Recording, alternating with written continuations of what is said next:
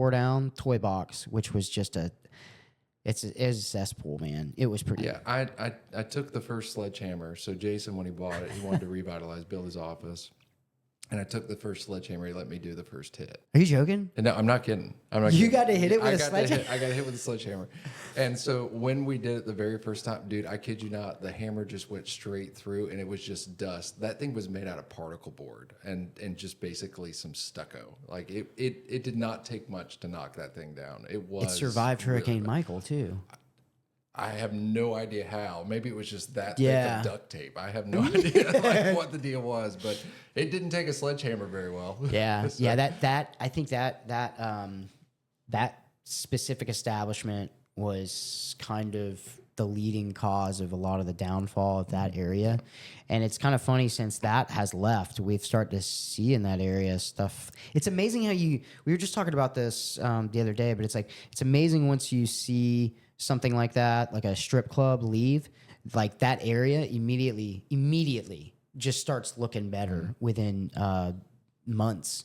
And so it looks like Papa Joe's has really turned it up flourished a notch. Yeah. since then. And then, yeah, man, I mean so as far as I'm concerned, like those types of things happening in that particular part of the city has been great. Yeah, and we've got even more to come. So right now we entered in last year an agreement with Golden Nugget, so they've got 4 more years left, and then they'll go away.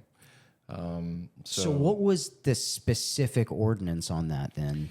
So there was an ordinance passed in it was actually passed in I think 98, that if a strip club changed hands, so like it sold to someone else, then they no longer get to keep their adult licenses. Now they could be a bar, they could do other things, but they couldn't continue to operate as a strip club. But no one had ever enforced it. Nobody had even looked at the law in the book. Yeah. So Golden Nugget changed hands in 2007. It had never been enforced. Toy Box changed hands in 2021 or 2020, right in there. And so both of these were in non-compliance with the law that was already in the book from like 1998. So And tan fannies, that had left. I mean, that's left years ago now. But was that one of the reasons why it's not there anymore? Was because of the ordinance? Tan Or no, fanny- it got bought out. Tan Fanny's. That's right. Dr. Wolf overpaid for the property just to get it out of St. Andrews, and I don't know if you know the Wolf family, but they've been Dr. Sam Wolf? Same Wolf, yeah. No way. That was- I didn't know that he was the one that overpaid for the property. to get it. He delivered my son. Yeah, there you go. Yeah. Okay. So that's crazy. That's who we can all thank in the community for the fact All that right. Tan Fanny's not I there. did not know that. Most people don't, but I mean, it was legitimately an effort to help St. Andrews, and that's why they overpaid for the property to sell it and ultimately knock it down. That is crazy. We got good people in our community. Yeah, well, now that you mention it, yeah, I did not know that. If I would have known that, I probably would have thanked him last time I saw him. I was like, thank you for doing that. It's pretty awesome. Yeah, so we're seeing those types of things. But growing up in that ward also, I know my dad, some of the griefs and concerns lately have been, I guess, and I know I'm going to hit on the projects, the utilities projects that's going on right now and stuff like that. How do those timelines work? If I know that it's probably a very lengthy answer, but I'm actually kind of curious on it. Like, So when I was running for office, there were a couple things that I really wanted to accomplish, and infrastructure was a big part of it. My neighborhood flooded. I'd helped my neighbors muck out their house multiple times, so I could see that the city really hadn't put a lot of focus on infrastructure for a while. So what we did 4 years ago, and even a little bit prior to that, we had put together these projects through a heat map of basically, here's where all the problems are, and now let's work on solutions for them. And so we've spent the last 4 years, really accumulating federal grants, state grants, some loan money as well through a state revolving fund that we use to get these projects going. And right now, like just the ward that I represent, so this is even the entire city. This is just the district that is west of Frankfurt. 35% of the land mass of the ward has been either under construction or has completed their infrastructure construction. And so that's massive. I mean, you're talking about like there's neighborhoods that are being rebuilt from scratch while people are still living in them. And so it's not easy to do. You got to break it up in phases because you can't just work on everything at one time. And there's still more to do. I mean, there's probably another, I don't know, 20-30% of the ward that still needs infrastructure improvements. Yeah. But we're making progress. So, and we got to just keep at it. Yeah, I know it's been like the biggest thing over there because I mean, there's been water pipes that have been like, I guess, replaced. Roads are torn up and everything. So my dad, he was just like, I told him earlier, I was like, yeah, I'm gonna have your ward representative on. Mr. Street's coming on. He was like, so you need to ask him about these damn projects. Oh yeah. Oh, they're all over the place. I mean, like living through it. And I mean, and some of it, the residents are having to live through the road getting ripped up. I mean, that's not easy. But St. Andrews is the oldest area of the city. Yeah. So it was the area that was first settled. So it has the oldest infrastructure. We have manholes, like actual manholes in the bay. Like there are sewer pipes right now currently existing in the water. And so, whether that's through erosion or why they put it there, it was the only place to put it there, I don't know. But we've got to change those things. Is that safe? No, it's not safe. Okay. I mean, if you went to design the system today, you would never do that. So we're completely redesigning the sewer system. We've accumulated the funding to remove that project, and we just purchased the property where the lift station is going to move to. But all those times that the city used to get a million gallons of sewer spills and all these other things. I mean, like now it's, 89 gallons here, 300 gallons here, like those kind of things. It's drastically different. We've definitely tackled the worst of the worst issues, but there's still more to go. I mean, and we can't stop. I mean, it's like your parents. Like, I'm not going to sit here and say, you got still issues. We've got to fix that. I mean, ultimately, a city's here to deliver services, and part of that is water and sewer and roads. Yeah. And so you got to get them all right. But it's a big undertaking. Yeah. I mean, it's huge. Imagine so. So the big controversy. I'm going to hit you with this one. So the big controversial subjects with the city, it seems, has been the marina, Civic Center, Beach Drive. Most Martin Theater in there. And most of these things are in a separate ward. Mm-hmm. Has there been anything as far as your ward that has been like a conversation piece that's been kind of like a little bit more of a controversy? I think we've done some pretty controversial projects. I mean, we bought 22 homes that had been flooding for decades. I mean, that's not an easy process to do. That's working. Where was that at? It's right off 19th Street, over near the Boys and Girls Club in Lucille Moore. Okay. The city had put multiple millions of dollars worth of investment, and really, the true fix for it is the houses were just too low, and all the water would consistently flood. Yeah. So we purchased those homes and help people relocate to new homes. And man, it's been life-changing for them. But starting that process, I mean, people are afraid. I mean, like they don't want to sell their house. I mean, it's their biggest asset. So it took a lot of walking through with those neighbors to get them to understand that, hey, this could be a good thing for you. And now getting phone calls on the other side of it, it's like, I had no idea how much stress I was under. Like, that was the best decision I've ever made. So, on that initiative for the homes, were you on that from start to finish? Yeah. So that was a project that I was able to meet with the Department of Commerce. I was able to advocate with HUD. I was able to work with the homeowners that were there. And walking it all the way through to the demolition of the homes. I actually got to operate the backhoe and taking the first one down. Oh, that's crazy. So what is the, and I know this is, to some of our listeners, this is kind of like boring stuff, but I'm curious. How does spice it up then? Process for something like that? How does that even work? Do you just go and you look at it? You get so many complaints from people in the city, and they say, "Hey, like our homes are always flooding," and then you sit there and you look for solutions. And it's like, "Oh, well, we could do ditches, we could do this, or we could just buy the whole neighborhood." Like, how do you go from, on just a project like that? And you can simplify it if you want, but I'm kind of curious on how does the city decide whether or not they're going to buy a neighborhood? Well, we've got 85 homes at the time that I came into office. They're called what are repetitive loss areas. So these are people that flood over and over and over and over and over and over again. So there is a database that has that information in it. Yeah. And so those are where we started. And we said, hey, are you interested in relocating? It's a voluntary process, so they have to do it. It's not eminent domain or anything like that. Like they have to want to do it. Yeah. And then we just looked at an area that said, okay, we've got this concentration here, so let's focus on helping this neighborhood first. And so that's how it started. But a lot of people, like when we look at the city government in general, we talk about spending and we talk about local tax dollars and our taxes. But every city in the country gets a lot of funding back from either the federal government or the state government, and that comes with restrictions.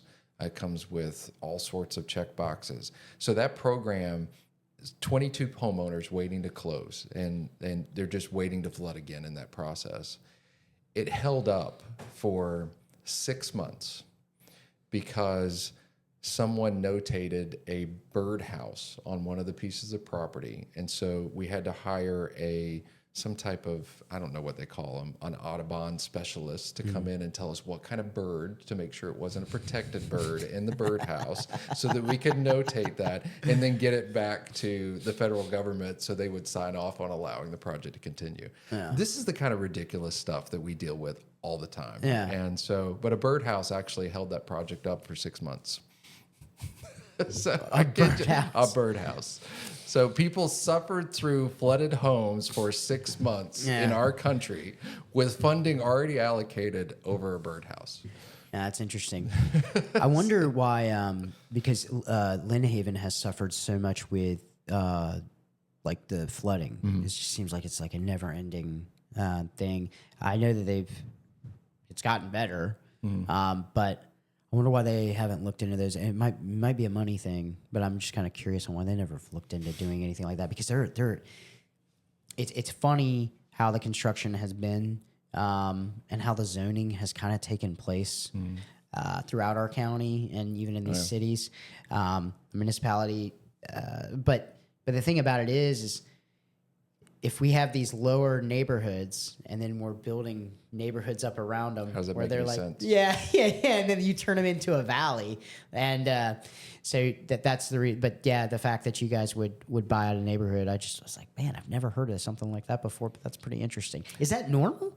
It's not. Actually, the program that we had was the first of its kind. We've actually had HUD representatives come down from DC to study the program because it's been that successful. Oh, wow. I mean, I've done, interviews with, whether it be national news agencies and those things, because it has been a successful point because the homeowners that lived there were able to relocate to something that was better. I mean, ultimately, that's a program. You don't want to just like go and buy a neighborhood and then everybody's destitute on the street after that. That's a terrible success. That's not a success story. So these individuals were able to relocate other places in the city or other places in the county or even outside of the state, to get closer to family. So. So another question about your ward.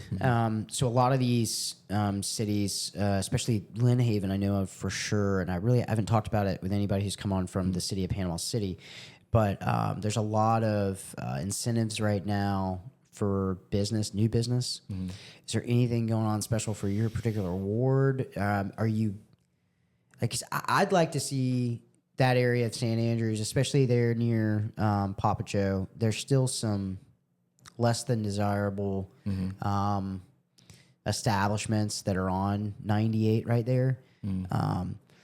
And I really think, and I was just thinking about this morning when I was on my way to the base. It's very, very, it's normal. And I know Kendall can probably agree with me here. Whenever you have a military installation, outside of the military installation is always kind of rough. So, I feel like St. Andrews has always been that rough area for the Navy base. But that area right there on that strip on 98 where you got the Nugget and then you got some other stuff there, I'm the type of person where I drive down something, I try to see things in the future, and I really think that that's going to be an area that's really going to flourish in the future. But I guess my question is are there any plans or incentives to build that area up even more than what it is? There are, and we just adopted last week. Actually, no, it wasn't last week. It was on Monday night. We had a CRA meeting in which we adopted a new map for the St. Andrews CRA, which includes from Piggly Wiggly all the way to the flyover. So that area that's kind of got the most blight will be pulled into the community redevelopment agency area. Yeah. And then we'll start incentivizing people to really improve the area. So, for instance, things that the CRA has done before. If you look down in St. Andrews and you look at the Harbor Village, like that was part of the CRA revitalization process. There's been facade grants that have been done. There's been anything that helps clean up businesses or attract new investment. I think that area, the traffic counts are great. So if you're looking at a place to invest, you look for how many people are driving by it, and tons of people drive by through there. So there's really no reason for it to stay blighted other than the fact of we just haven't put a lot of emphasis on it. Yeah. And so the CRA program will be the first, because that's what it's really intended for. It's not intended to put bike lanes on the beach. Yeah. Like that wasn't the point of a CRA. The point of a CRA is to take an area that's truly blighted and reinvest tax dollars into those areas to see it improve. That includes infrastructure. That includes, just beautification projects. That includes, making it safer too. So, I mean, we're putting more police on that corridor in the last 2 years than we have at any point in time. Man, I was just saying that to,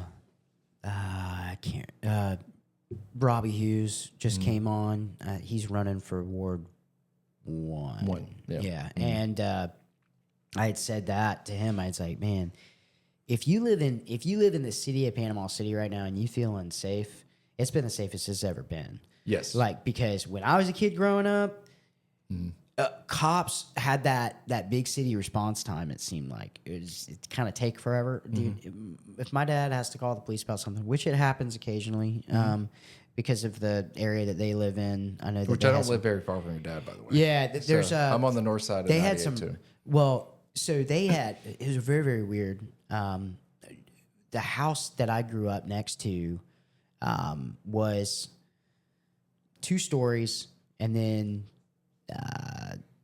the downstairs was like a grandmother suite, but then there was these 2 apartments that were upstairs.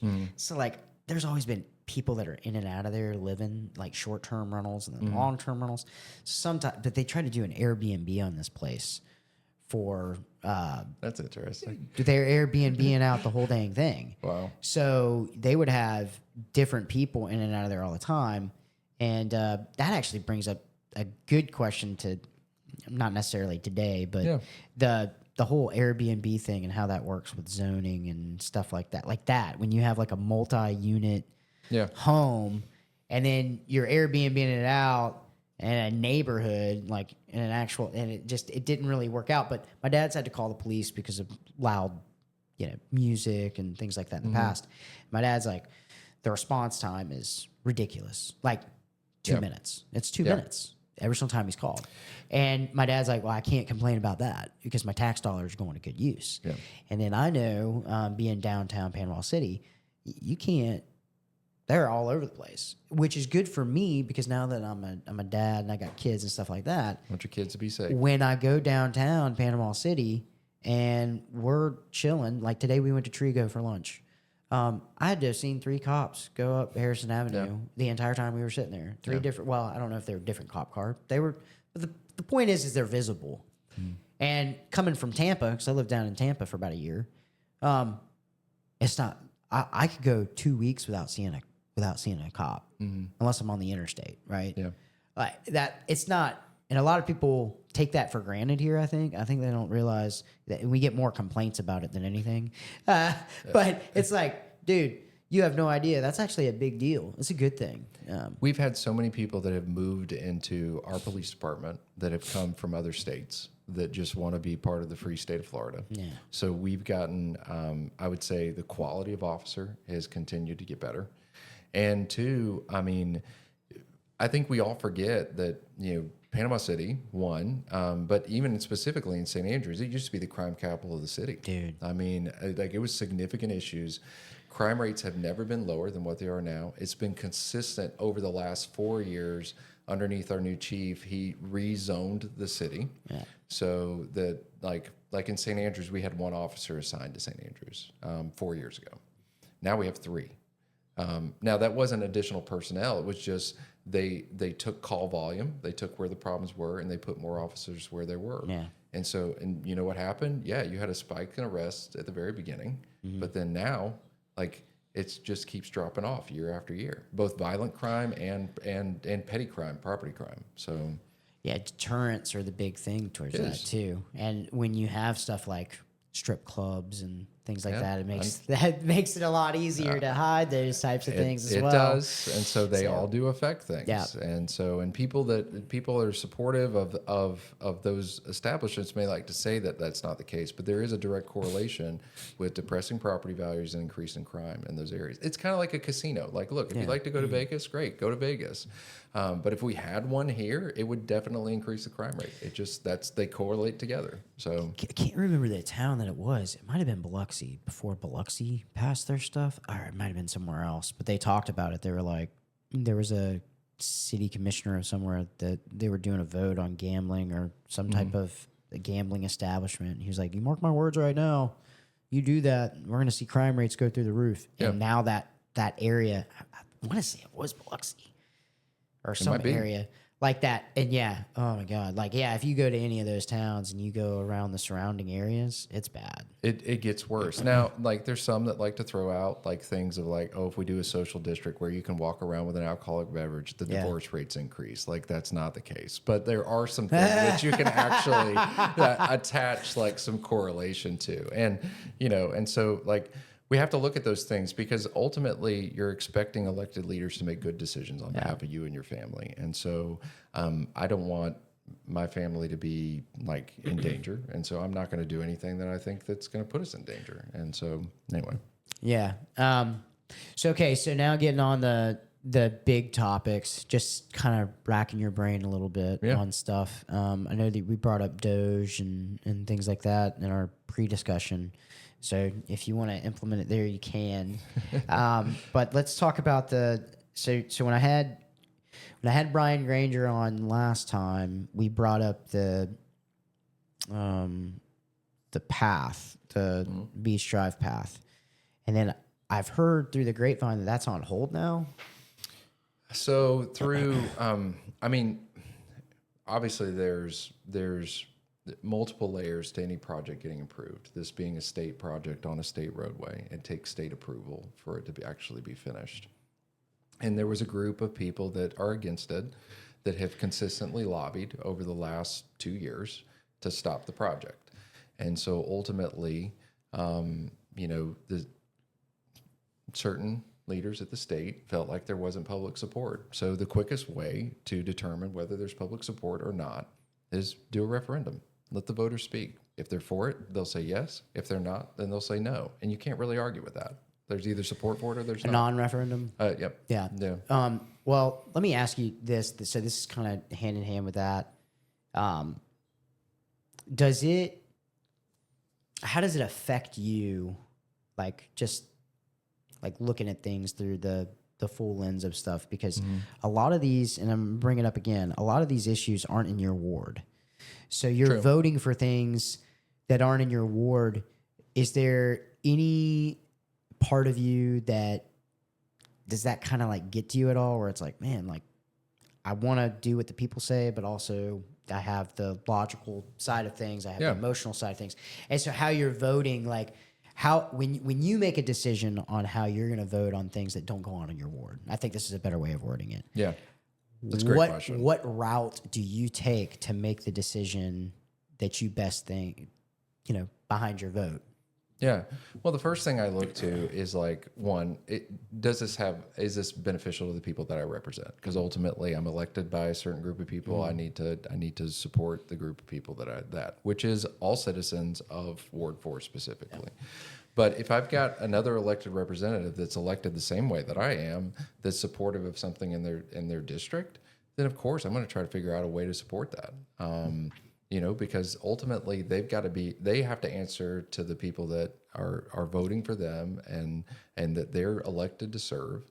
And so that carries a lot of weight. And so that specific project is widely supported in the ward that I represent. And it's and from what I've seen, the elected leader of that ward supports it, as well as a substantial amount of people in that ward. And I think the referendum is really going to show, either people support it or they don't, and that they care enough to come out and vote for it. Because in municipal elections, voter turnout's always low.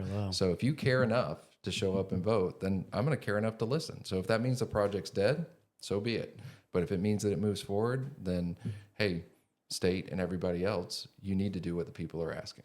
Yeah. So, yeah, for those non-referendums like that, it does show. But man,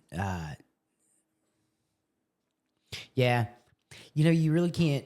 A lot of people like to say all the time, it's like our voices aren't being heard. Nobody, and it's they like do. right now, I think the majority of people, instead of screaming at the top of your lungs about change happening, you need to start screaming at the top of your lungs about around the surrounding people that can also help get things done, like go vote. Yeah. Because I'm 100% for things like that. Non-referendums are.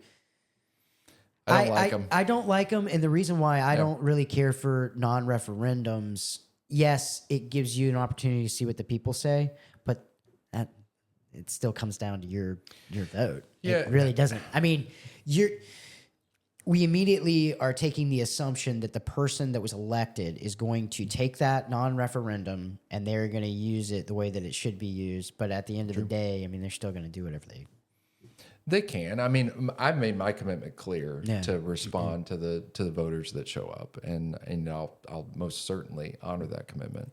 But at the end of the day, like I don't like referendums in general. But when I've got a project, first of all, I was elected by people to represent. It's a free election. People that cared showed up and voted. It's a representative republic. We elect people in office to make decisions. Sometimes we agree with those decisions, but there's never been an elected leader that I've agreed with 100% of their decisions that they made. But I respect that I elected them to make those decisions.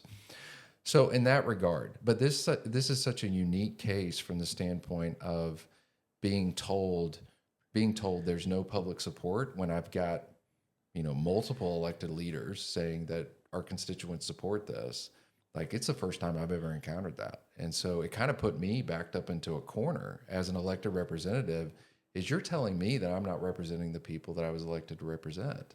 Like, who are you to tell me that? Like, then fine, let's let them say whether or not they support it or not. And then from that point, let's put this issue to rest. Yeah. And either do it or don't. And so. Yeah. You wish that there were more of those opportunities. I think for me, like I don't think I don't encourage referendums on every item. I think it's kind of cowardice leadership. I think this project, I've supported it consistently. I still support the project. But at the end of the day, if I'm going to be told, hey, a project can't move forward because there's not public support, well, the clearest way for me to show public support is, the ballot box. Yeah. So, I mean, we're watching that in DC right now.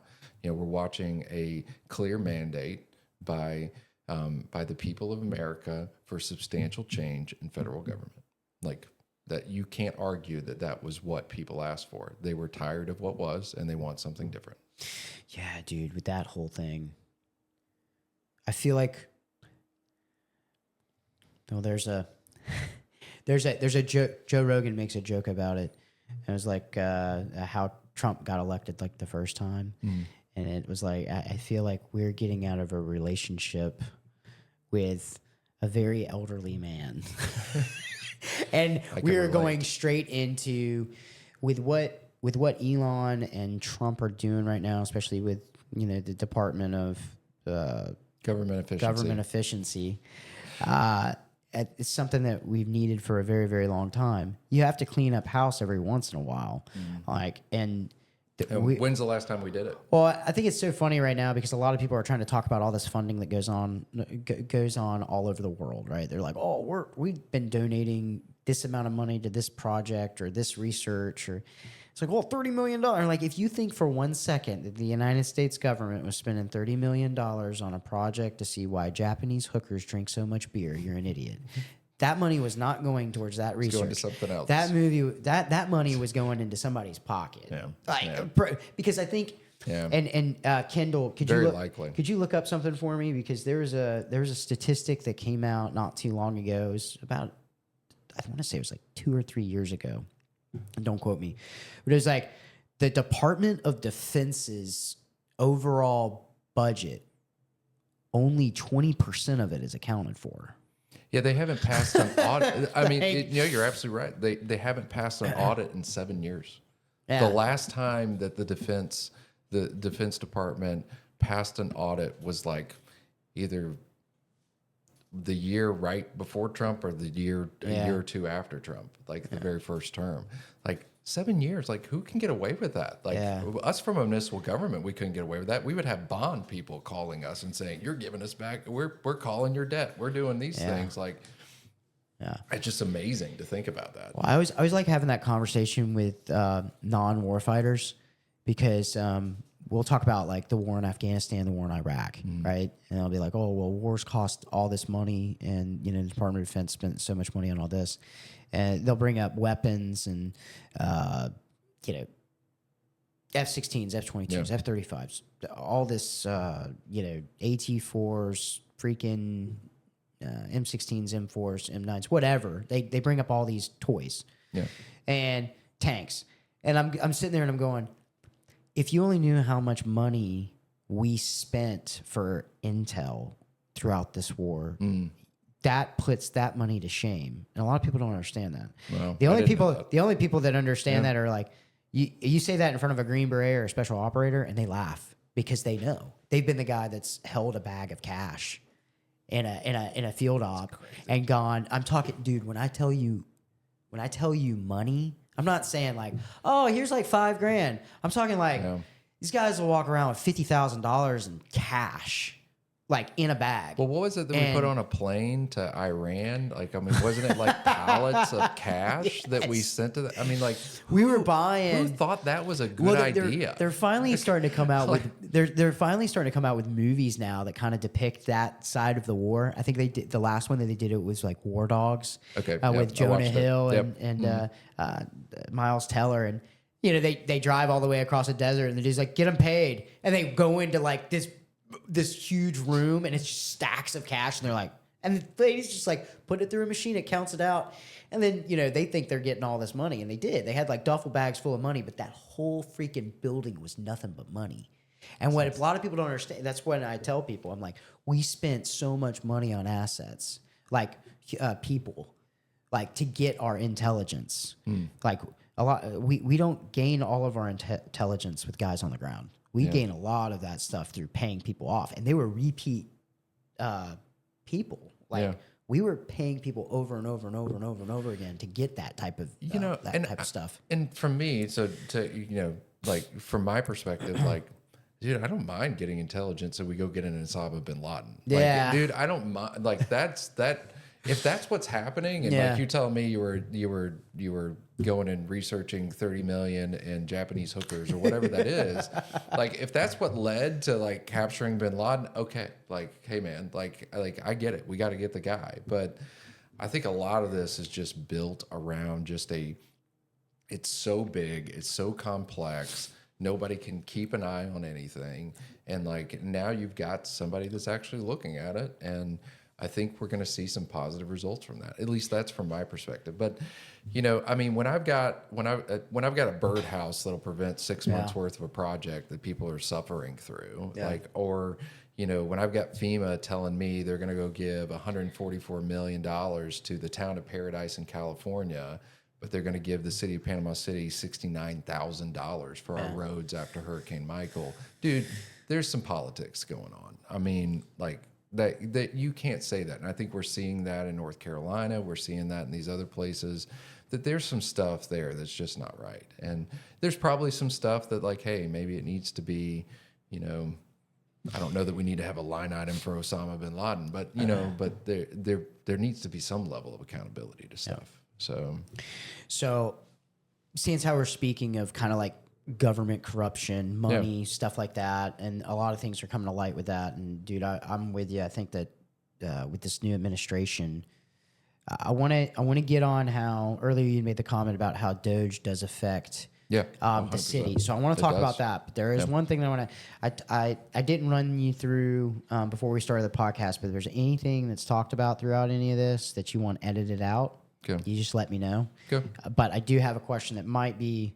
And I'm not trying to trick you or anything like that. I don't think that, right? I told you nothing was off limits. So after Hurricane Michael, do you believe that our county saw as much corruption as what has made out to be in the media and social media?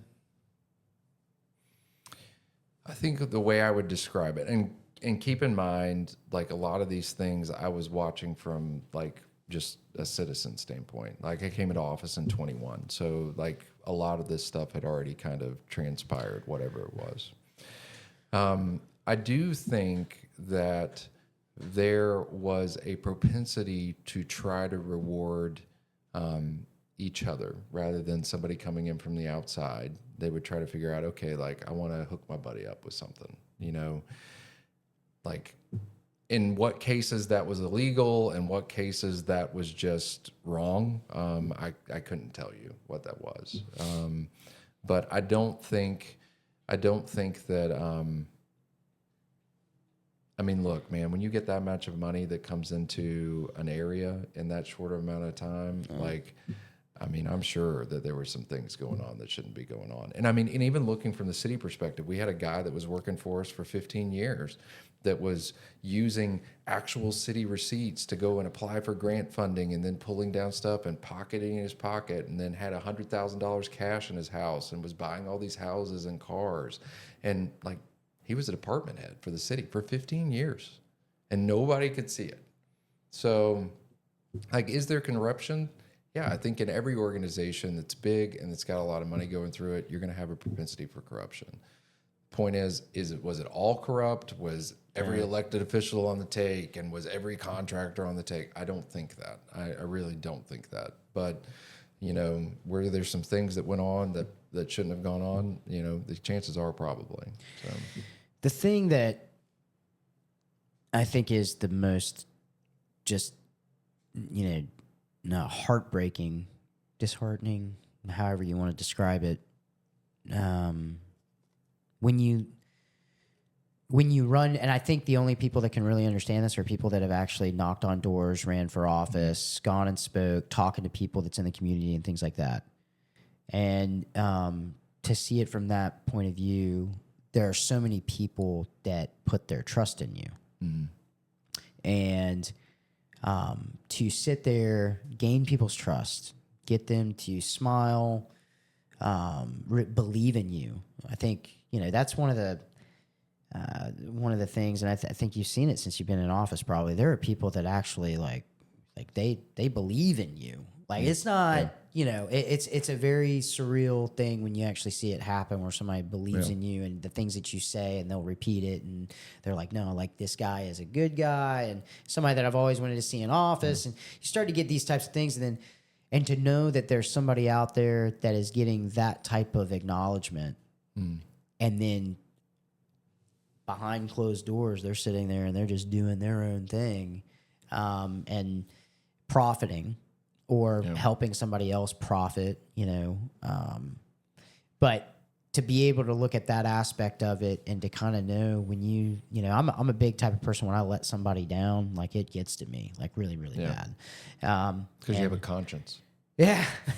I sleep really great at night, and I like keeping that. And I can say that after 4 years, I still sleep really good at night. Yeah. And like that means something to me. I will say there is a part of me though that is pretty cold-hearted, where I'm like, I don't feel anything but in order to get me to that point, it's got to be pretty bad. But but my point is with that is that for when I'd come back home and had seen what was going on in Lynn Haven and seen how people were, you know, about corruption, possible corruption, no corruption, all these different things, I was just like sitting there like, dude, like, I don't understand how you could honestly sit there on somebody's doorstep, get them to trust you, get them to vote for you, get them to believe in you, and then you're gonna help a pal out, or you're gonna make money off of people's because at the end of the day, money does not, or sorry, government does not create anything, not really. And the only thing they do is distribute funds, distribute tax dollars To go do something. Yeah, to go do something with. But the thing about it is that was people's tax dollars. Yeah. And so you're stealing, like when people are like, oh, they stole, from FEMA, or they stole from no, you stole from the people, at the end of the day. Yeah. And to know that something like that is going on. I know I'm preaching to the choir, but and it's got to suck for you because politicians do not have a good rap right now. No. I mean, and a lot of it's rightfully so. I mean, like, golly, like you watch what we're watching at the federal level, you think about what we've gone through locally, like it's tough to know who to trust, and it's tough to know whether or not it's that. I mean, one thing that I try to constantly tell myself, and like I have on my, so I think we all, like those of us that make decisions from a morality standpoint, like we have things that ground us. So for me, I have a little sticker from being a pallbearer at my grandmother's funeral on my iPad that I use every commission meeting. Why? Because it just helps me remind me, like, I don't want to do anything that would make my grandmother disappointed in me. Yeah. Like that's a pretty good moral compass for me. But then the other thing is like the number one thing that we steward as elected officials and public servants is public trust. And when that's breached, man, it's hard to get it back. So like when we went through the endeavor with the individual that stole from the city, I went hard on the forensic audit. Like if you look at like I said, like every elected official research the properties that they own, research previous properties that they own, and next property. Why? Like it wasn't because I necessarily was suspicious of the people that were there with me, but I realized that like to earn public trust back, like we've got to put ourselves down to the scrutiny as well. And so, and I think that's what's going on at the federal side. And I think elected officials that will support going through this review and this kind of uncovering piece, like it is an opportunity for us to restore some public trust in our federal government. Like if I've got a dude that's like saying like, yeah, let's go look in, Fort Knox and see if the gold's like taken. I mean, like, is the gold there? I don't know. Probably, maybe. I don't know. But like, it makes me feel good that somebody wants to like go and check. Like, you know what I'm saying? I mean, like, and if somebody was saying no, you can't go check, I'm kind of like, I'm suspicious of you right now. That gold is probably not there. That's where I'm like. So I'm like, there's a good chance if everybody will just like let us go check that, hey, like it's probably there. But if they're like, no, you can't, I'm kind of like, like. That's gone. So I think some of it, there's a vulnerability with leadership. Like if we'll just be vulnerable, like I think the constituents that I represent, like they don't expect me to make every decision right. Yeah. Like that's unrealistic. But like if I'm willing to own my mistakes and I'm willing to be transparent about what I'm working on, why I'm working on it, and what's going into this decision. I think that has a lot to do, with that. I mean, for me, and I'll give you a good example, the Martin Theater.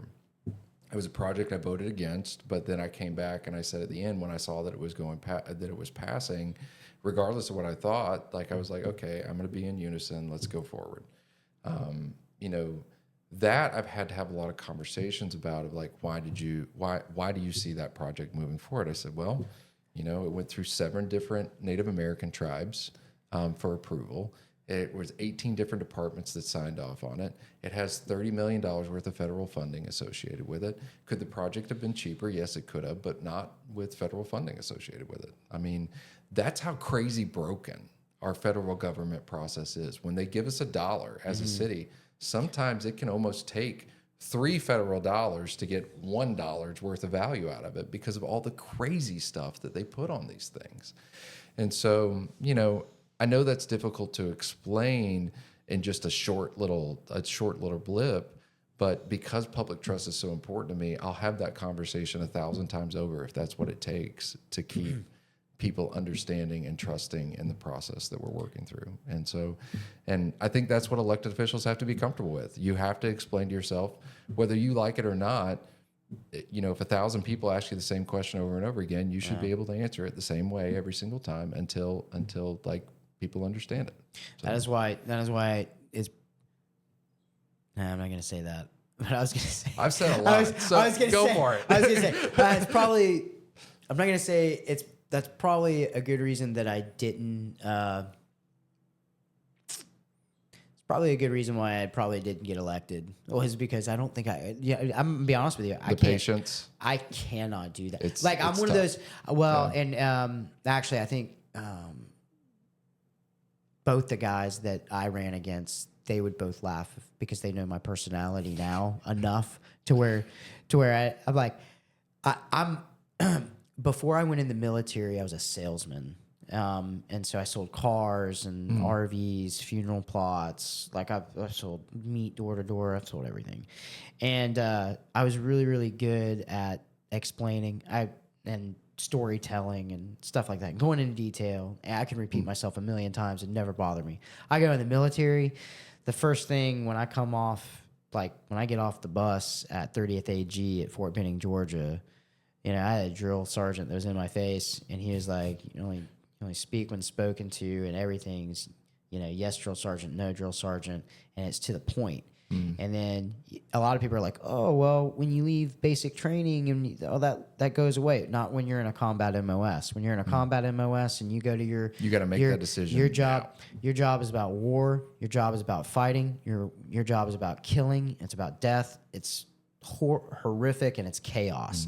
And when you go into a career field like that, and there are guys that did that job for a lot more years than me, but they know what I'm saying when I say this. Time is of the essence, and the mentality of infantry soldiers is if you have to keep repeating you can only repeat yourself so many times before it's too late. So like my whole thing is like, you know, when I say something, you know, I say it second time, I say it third time, it's an annoyance. So it's like, but being in because public, people would die if you didn't. I mean, that's kind of so like, when you're subjected, it's a good thing. when you're subjected to that for years, and then you go to the civilian world, because I only ran for office 3 years after I had gotten out of the military, so like I'm still like in my transition period of whatever, and like jumping up there, it's like I assume that whatever questions you're asking me, everybody else kind of knows, you know, what their take is on it. I'm not a big person at like explaining something from front to back. You guys who sit in these public seats, I actually like, I got to give you guys props, because that's just something I can't do. If somebody asks me, hey Ron, how do you feel about the path or the marina or something? It's like, I say it. When I get off that stage or off the podium and somebody comes up to me and they ask me the same question, I'll be like, dude, did you not just hear what I just said? Like, I was just up there. I just said, you got an earwax buildup. You need it. Like, and then that direct thing, a lot of people think like I'm being a jerk, but it's like, dude, I'm honestly. It makes sense. I'm honestly starting to question your intelligence, because like, are you someone I should be talking to right now? Like, but you guys do it. You do it very well. And I know a couple of other people that have that, but man, that patience in order to have that, it takes a special type of person to do that. Yeah. I mean, I got 3 kids, I got 2 teenagers. So, I mean, you know, and I think that developed a lot too, but you know, I do think that there's value though in what you're talking about, because sometimes you need that antagonist that kind of just pushing something forward. I'm not going to say like, I don't think, you know, overarching like a full constituency, you know, would respond to having a lot of that over and over again, because ultimately, you know, we do live in the customer's always right kind of environment.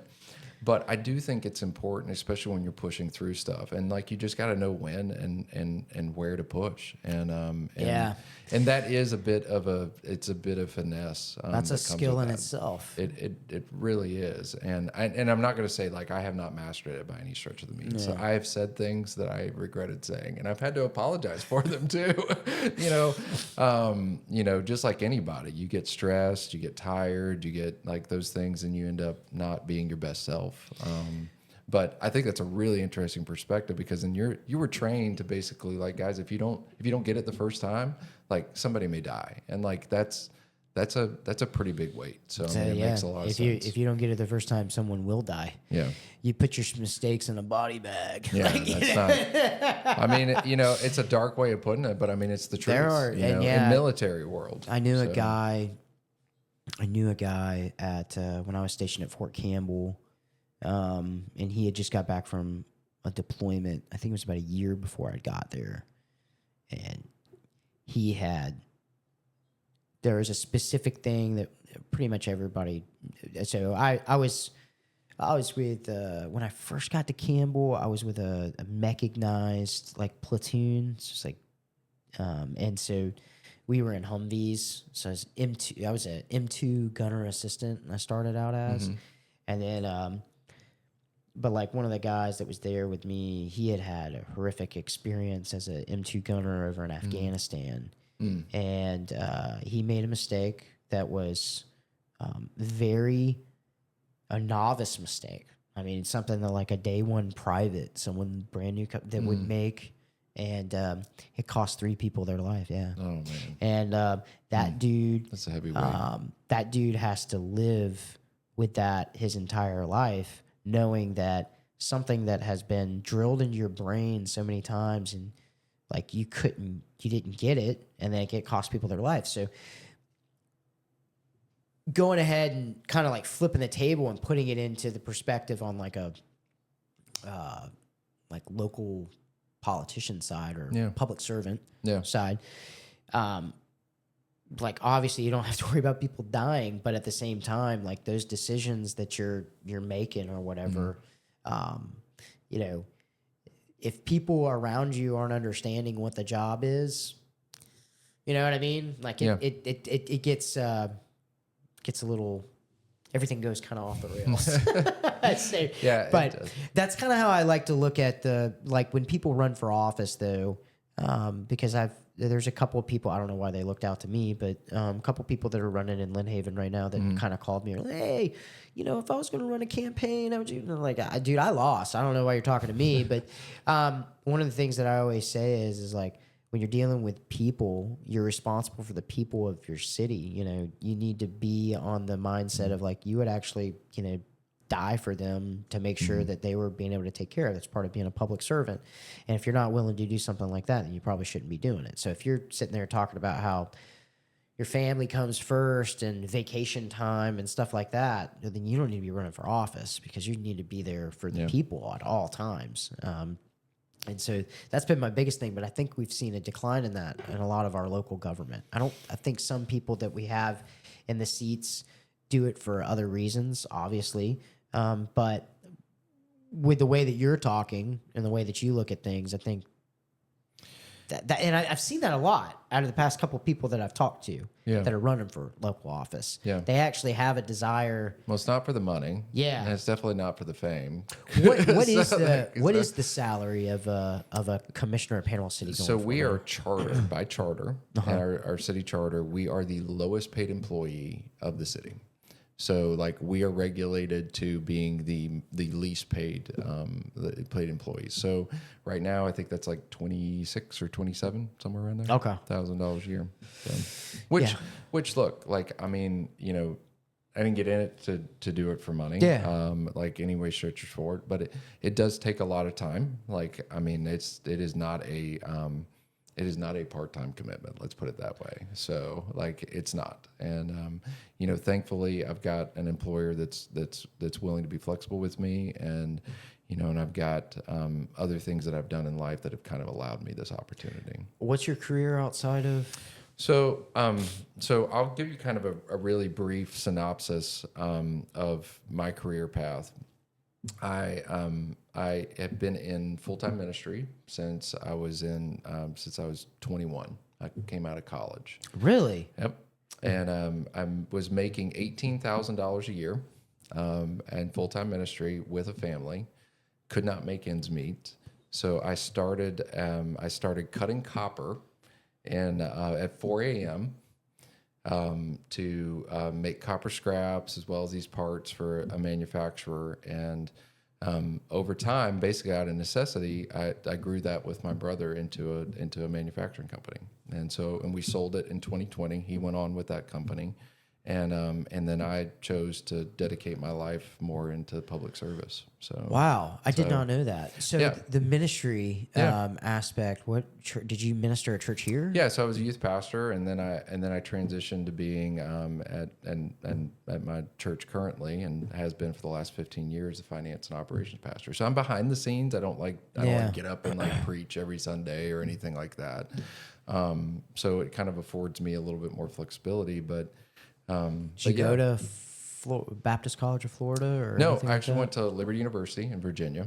So that's where I graduated from. But I also went to Gulf Coast, and I went to FSU for a little bit. I kind of jumped around. Like, for me, my life has always been about like, okay, like, I mean, what do I need to do to make things work? But also I like to learn. So I try to do a lot of different experiences. So, I had a record label for 4 years. So What? I did, yeah, musician. So I did not know that. yeah, and so we had 11 different bands from all over the world. We had some played South by Southwest, some that charted on the college radio charts and things like that. And I've done commercial real estate too. So Commercial real estate. Okay. yeah, so Yeah. just kind of a mixture of things. You just wanted to jump back in the community and Yeah, I mean, there's always been this service element of like to my life, and I don't know what, like for me, money has never been the primary motivating factor for me. It's always been like I genuinely love people, which people often question time, similar how you did, like how are you so patient with people? I said like. I don't know. I like the eclectic. Like, I love your story about like what makes you like be so poignant and like just like cut through. Like, I mean, man, like I genuinely that jazzes me to learn stuff about people and things like that. So, for me, it's always kind of been around that, and so that's kind of just like a kind of hodgepodge part of my story. But, I got 3 kids. Been married to my wife for 21 years next month, and so I mean, we've always been here as a home. your wife, she's from around here or? Yeah, so she grew up here. We didn't know each other until after college. So we just we never really officially crossed paths until that point. But she was a respiratory therapist, worked at both hospitals at different times, and now she's a stay-at-home mom. So Yeah. Mine's a stay-at-home mom too. dude, that's the toughest job that anybody could have. So raising kids. Whoa. Yeah. So So I've got a 5-year-old and a 4-year-old, and they are both very high strung. I Both. wonder where they get that from, Ron. I don't know. Their dad drives motorcycles, fast cars, Yeah, jumps there out you of go. helicopters, Yep. helicopters. It's amazing how much of that DNA actually affects them. So- My wife does. Yeah, I don't envy. Every now and then I'll make a snotty comment about. you regret that. Yeah, really quick. like I just be like, she'll say, "Oh, I need this," and I'll be like, "Oh, wow, yeah, let me just go pay for that again," and then she'll be like, "Oh, okay, hey, while you're at it, why don't you take your dog?" And I'm like, "Oh, no, I have no problem paying." Like, That's awesome. so yeah, they've been.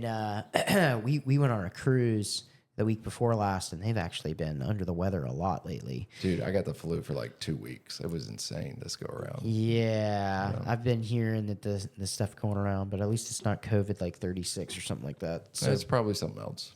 but What's Wuhan been open to today? so the the district of San Andrews, downtown San Andrews, are there any new improvements that we're looking at coming in? Or? Yeah, I mean, we've really been focused on what we got because, I try not to do anything that doesn't either come by public input from the citizens or by businesses. What the business district kind of told us is they've got some significant parking issues, so we're doing some things around that to kind of improve that. Well, I'm happy that you said the Yeah, you wanna parking bring thing. up I want to bring up parking. We're now. poisoning the city. No, no. I've heard everything. Dude, Okay, I'm gonna say this. Yeah. I love Brian, and I always have loved Brian Granger. But man, me and him do not see eye to eye on this. We never have. Paid parking. Well, not the pay. It's the stupid. I hate. Like he knows that I've brought it up. I hate Harrison Avenue now. Yeah. Too narrow. Hate yes. Then, okay, I drive a 2025 Toyota Tundra, right? Yeah. It's a pretty big truck. I drive a Silverado. I cannot. That's big truck. I'm out in the middle of the road. I sit there. I freak out every time I got to park down there. And so now you're talking about. Do not do that with downtown San Andrews. I'm not. Dude, I am not joking. That is dumb. And then and actually, I've had some comments on my Facebook page about this because right now it seems to be the trend is making stuff skinnier, thinner, slimmer, slowing people down is what it's for. So that's what they're saying. They're like, let's just slow it down. Well, now they're saying that Beach Drive is going to be slimmer. Yeah, dude, they're making. It is 2025. They're making vehicles bigger, and you guys are making freaking roads smaller. Yeah. Is that done by you, or is it DOT? Is it the Department of Transportation, DOT? This is really good. I'm glad you're bringing this up. Yeah. So I'll give you some good news. So Harrison Avenue Phase 2, based upon public feedback. So surprise, you have some elected officials that actually listen to the people. It is a foot wider on either side. 11 feet is a highway width. So hopefully everybody can figure out how to parallel park and drive down a road at a highway width. So don't say it like I'm retarded. I know how to park. I feel yeah, it Ron, too. you'll be able to learn how to do that now. We're giving you an extra foot. I was just trying to speak in the way that you wanted, Ron. So no, but I do think it's valid. I mean, it was valid, and part of it has to do with people didn't understand that part of the curb was part of the parallel parking space, and so they parked too far out, so it actually feels more narrow than what it actually was even meant to. It's just a design flaw in the first section that we're correcting in the next section. Yeah. So same thing on Beach Drive. The aspect of those that were concerned about the environment, they wanted us to try to stay within as much space as we had.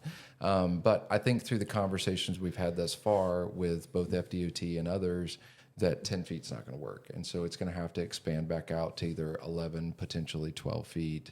And then the path will have to narrow to kind of accommodate for that based upon the feedback that they're giving us. So, I think there is, it does in fact do exactly what it says. You narrow the lanes, it does slow down traffic. That's because people are scared of running into stuff. It's not. But every single time I talk to somebody, they're like, we're making it thinner because it slows down traffic. It's not slowing down traffic out of necessity. It's slowing down traffic because you're scared. It's like, you're not. I'm sorry. Anyway, you're true. There are no plans to narrow Beck Avenue in St. Andrews at all. So that's not in our work programs or anything else like that. And we're trying to modify plans that have already kind of been going through to accommodate what we've really seen. Look, the reality is, a lot of us have big trucks, me being included. And so if I was driving a Yaris, I don't think I would be complaining about the lane width. It's a prerequisite to be in a big county, and you gotta buy a truck that's bigger than what you need. You have to get 4-wheel drive, even though you're never gonna use it. Exactly. Exactly. I just traded in my 4-wheel drive for a larger extended cab because my kids needed more space. So, you're right. It is taking into account who lives here, who works and plays here and accommodating for that. And 10-foot really wasn't the win that everybody thought it was going to be. So, but look, like now we're correcting it. And so, can't go rip up the first section. So, I mean, that's when you're talking about doing public parking in San don't Andrews, put 10-foot lanes everywhere. Thank you. Yeah. That would be great. Because I go. I don't think it has to be 13 and a half foot though. I don't think we have to be. No, like that you don't. wide You don't need to either. be. So, I get that, but like San Andrews is kind of. We don't really go into San Andrews as much as I used to. I go downtown Panama City a little bit more now. it's probably because of those narrow lanes. I've got my own reasoning why I don't go down into Andrews as much, and I'll tell you why. I spend more money in San Andrews than I do in Panama City. When I go out for dinner and stuff, the locations that we have It's a down lot in of San Andrews. seafood. Yeah. Well, no, Which actually, is it's more not. expensive, so. Actually, it's Yeah. not that. There's a couple other restaurants that are down there that are just I mean, it's pretty pricey down in that area, and I can go and got a family of 4 now, so I start to look at my budget a little bit. Well, but Enzo's is a good value. I mean, Enzo's that's is great. Really good value. Enzo's is great. I haven't been there in years. I like Captain's Table now. Yeah, they more got than great anything. seafood. I mean, Dude, Captain's Table, now it has become a regular place when we have family coming into town. We do go the there. same thing. Yep, Captain's Table is the place to go. History class. Ernie's is good for the sunset for a romantic evening out on the Uncle lake. Ernie's is great. Yeah. Or watching people on the boat ramp on a Man, Saturday though, I'm morning. so disappointed in the shrimp boat. Okay, so Man. well, That's a sore subject. Man. We were close to having McGuire's over there. were we really? I thought that was just a freaking. No, it wasn't. I mean, like I wrote a little letter of support, and we tried to solve the parking issue, which was one of their big concerns. But it was between us and Boar's Dole's Boar's Head, and they eventually picked the Boar's Head because it kind of had the parking and had I everything. worked that they there when needed. I was in high school. Did you really? Boar's Head? Yeah. Yeah, I was a bus boy there for about a year. It was Hopefully, you got good tips. dude, I made dope Yeah, money there. I ate there maybe once or twice, like when it was. Boar's Head. It was that place was awesome. It was good food. Yeah. But when I heard that they were turning McGuire's into it, I was like, or they were turning that place into McGuire's, I was like, oh, dude, that would actually be perfect. It's big enough too. It is big enough. It's really big enough. But So back to the shrimp boat. It's so big, like it's gonna take some type of restaurant, like a McGuire's or a Margaritaville or something. it's gonna gotta take be something that big. can take a hit though for months without turning a huge profit. So that last place that they had there, the pizza place, was actually not bad. Yeah. I don't know if you went. I did. I went a couple times. Yeah, well, It was kind of weird to me that we I mean they went from chandeliers to like different, Chicago like, pizza. it was just kind of different, but look, man. They had a cool game room upstairs. It seemed pretty nice, but then the bar had some weird dynamic going on back there. Because that bar that's upstairs, when that was, is that Bourbon Barefoot, Bourbon and Barrel. then there was it Bourbon Barrel? Bourbon Barrel. Bourbon Barrel. Bourbon Barrel? Bourbon House? Bourbon something? We were going up there all the time because I'm trying to remember the name of the band. I think it was like Scratch 20? Scratch 20? Yeah. Is that what it is? Yeah. They Scratch used to 20. play there all the time, and that place was packed out. I don't understand. They play at the Dive a lot now. Do they? Yeah. Scratch 220 or 2020. Scratch 2020. I think it's 2020. Scratch Yeah. 22. Yeah. Scratch something. They used to play there a lot. Nia loves. My wife is a former professional dancer, so she did like ballroom dancing. So she Really? was, yeah. She's My wife she did ballet for like 17 years. Yeah. So Nia, she's danced all over the world. She awesome. holds several titles and all that. Yeah, she can dance, and she's still trying to teach me.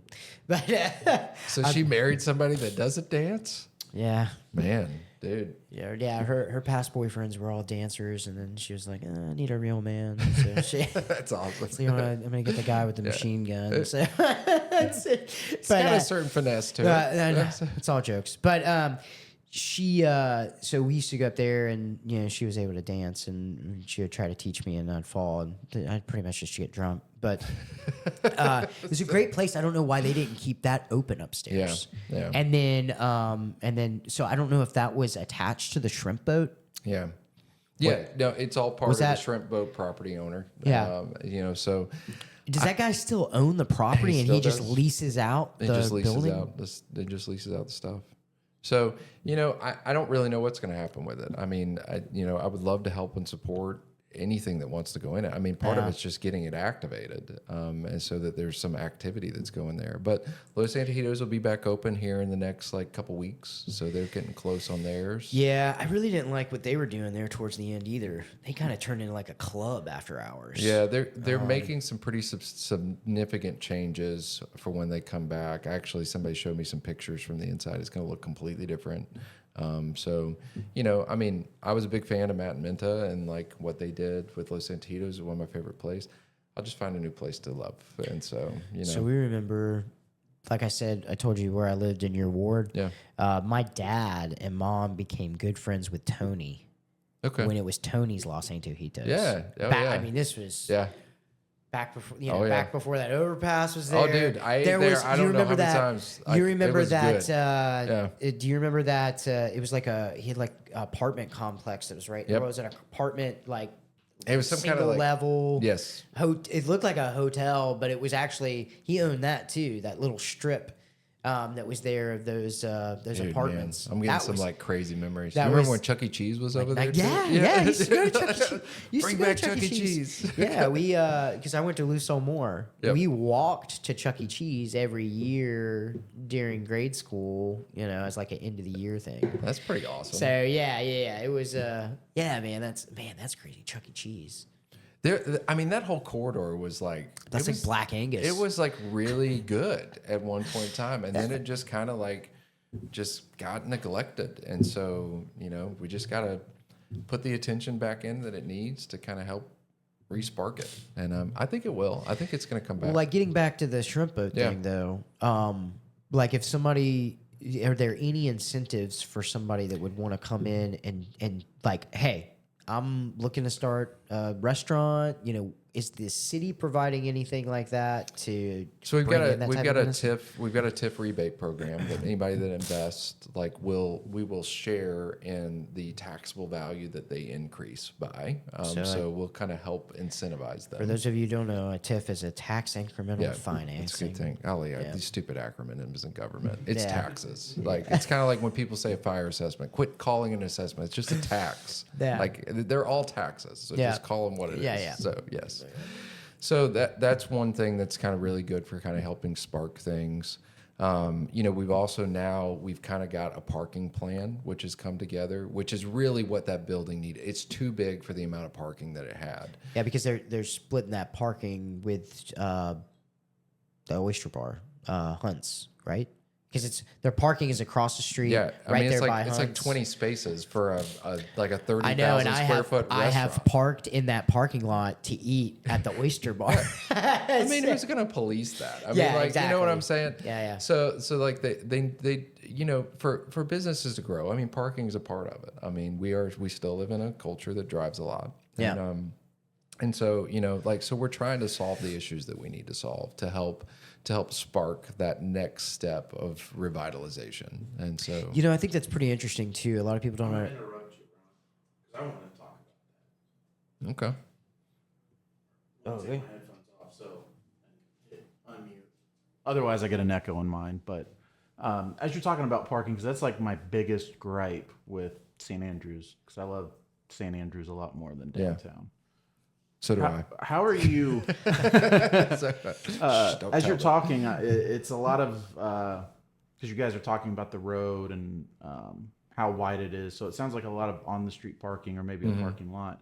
But how are we as the city coming up with that idea? Because I see kind of the end vision.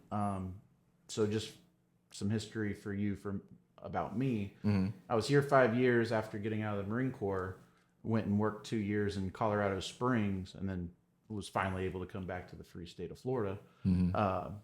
but I see what we're trying to do with St. Andrews and downtown Panama as like downtown Colorado Springs, but not kind of taking the lessons and pitfalls they learned from and kind of got over, right? To where they have all these parking structures that the taxes pay for. I don't necessarily agree with that. Yeah. But some things like when being deployed overseas in Japan, where they have Walmart or their version, but they can't have a Walmart parking lot. So the parking structure's on top of the Walmart. Yeah. I mean, is things like that, or just thinking outside the box or interacting with those communities? I mean, is that a part of it?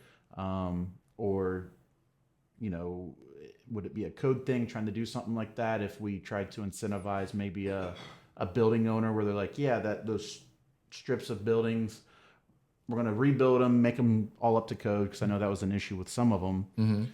And then I'm just going to put, you know, 1-level parking or 2-level parking on top of them that maybe is a little recessed off of the edge to curb appeal. I mean, are these things that could be done? Or? Yeah, you're exactly right. And so we did just make a master land use change where we changed some of the zonings to change the setbacks.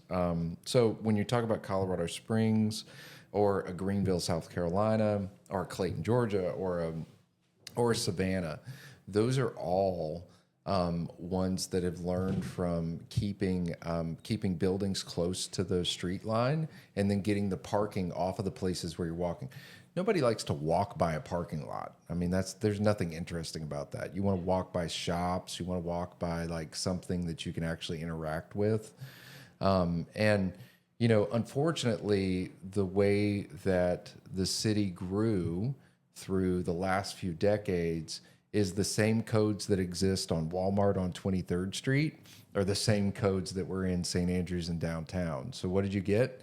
You got us looking more like 23rd Street and less like an historic downtown, which is what we all kind of like. I mean, it's the vibe. And so yeah, but with that, right? Because like I think of my so I'm originally from like Southwest Ohio. So when you say like a historic downtown, it's kind of what, when I first moved here, what downtown looked like, where it's a lot of like grandma shops with her crafts and stuff. And you're like, I really don't want to be down here. But I get the understand where it's the vibe, but do we have a plan to maybe get it to where it's like modern to be able to use, right? Where I said, like, hey, let's recess me, you know, we put the parking on top so I'm not walking by, I'm walking by the shops. And that's just, like I said, something from Japan, but more of a, if there's another idea, I'm sure I'm willing to entertain it, and I'm sure you are too, but are we looking into those, or is it kind of the, hey, everyone got really annoyed with on the street parking because it was narrow and we're just going to make it a foot wider? No, I mean, I think what you're saying is like one, like why should I care whether or not your business has enough parking or it doesn't? And I think what downtown did right was alleviating the parking codes and saying like, hey, if you want to come open a business, you don't have to open up a parking lot with your business. And so public will solve that. Public parking will solve that. And then you look at a Greenville, South Carolina, where they said, okay, look, we're going to do parking structures, but they're not going to just be for cars. They're going to do exactly what you're talking about. The bottom floor is some type of commercial space, you know, or some type of, you know, shopping or a restaurant or, you know, some type of, you know, bar or something like that. So those are all done through zoning. And, you know, these neighborhood plans that we put together for the last 3 years have been leading to that. And saying, hey, look, like how do we create a better plan for these downtowns and these neighborhoods that we're working with? So I think what you're asking is like, okay, how, like I see what I like, and I'm not talking about like, you know, grandma's antique shop, that kind of thing.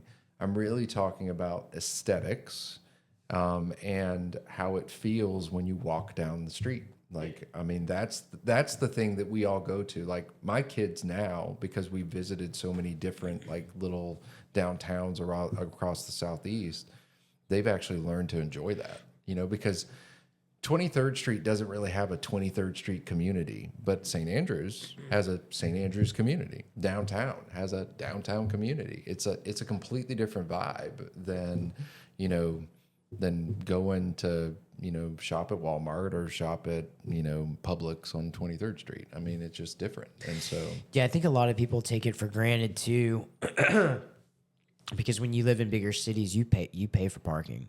yeah. Tampa, Yeah, you pay for parking. When we were in Clarksville and I'd go into Nashville, you pay for parking.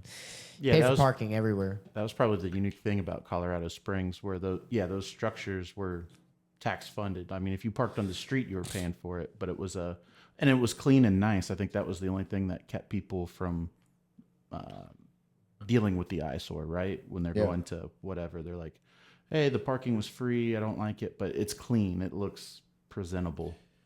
Yeah, and I mean, and look, and like, I'm not saying paid parking is not something I'm looking You to guys pick did up. away with it, right? Yeah, we were You talking were about going it. and it got blown up. Oh, my like, goodness, it was it going to be blew up. bad.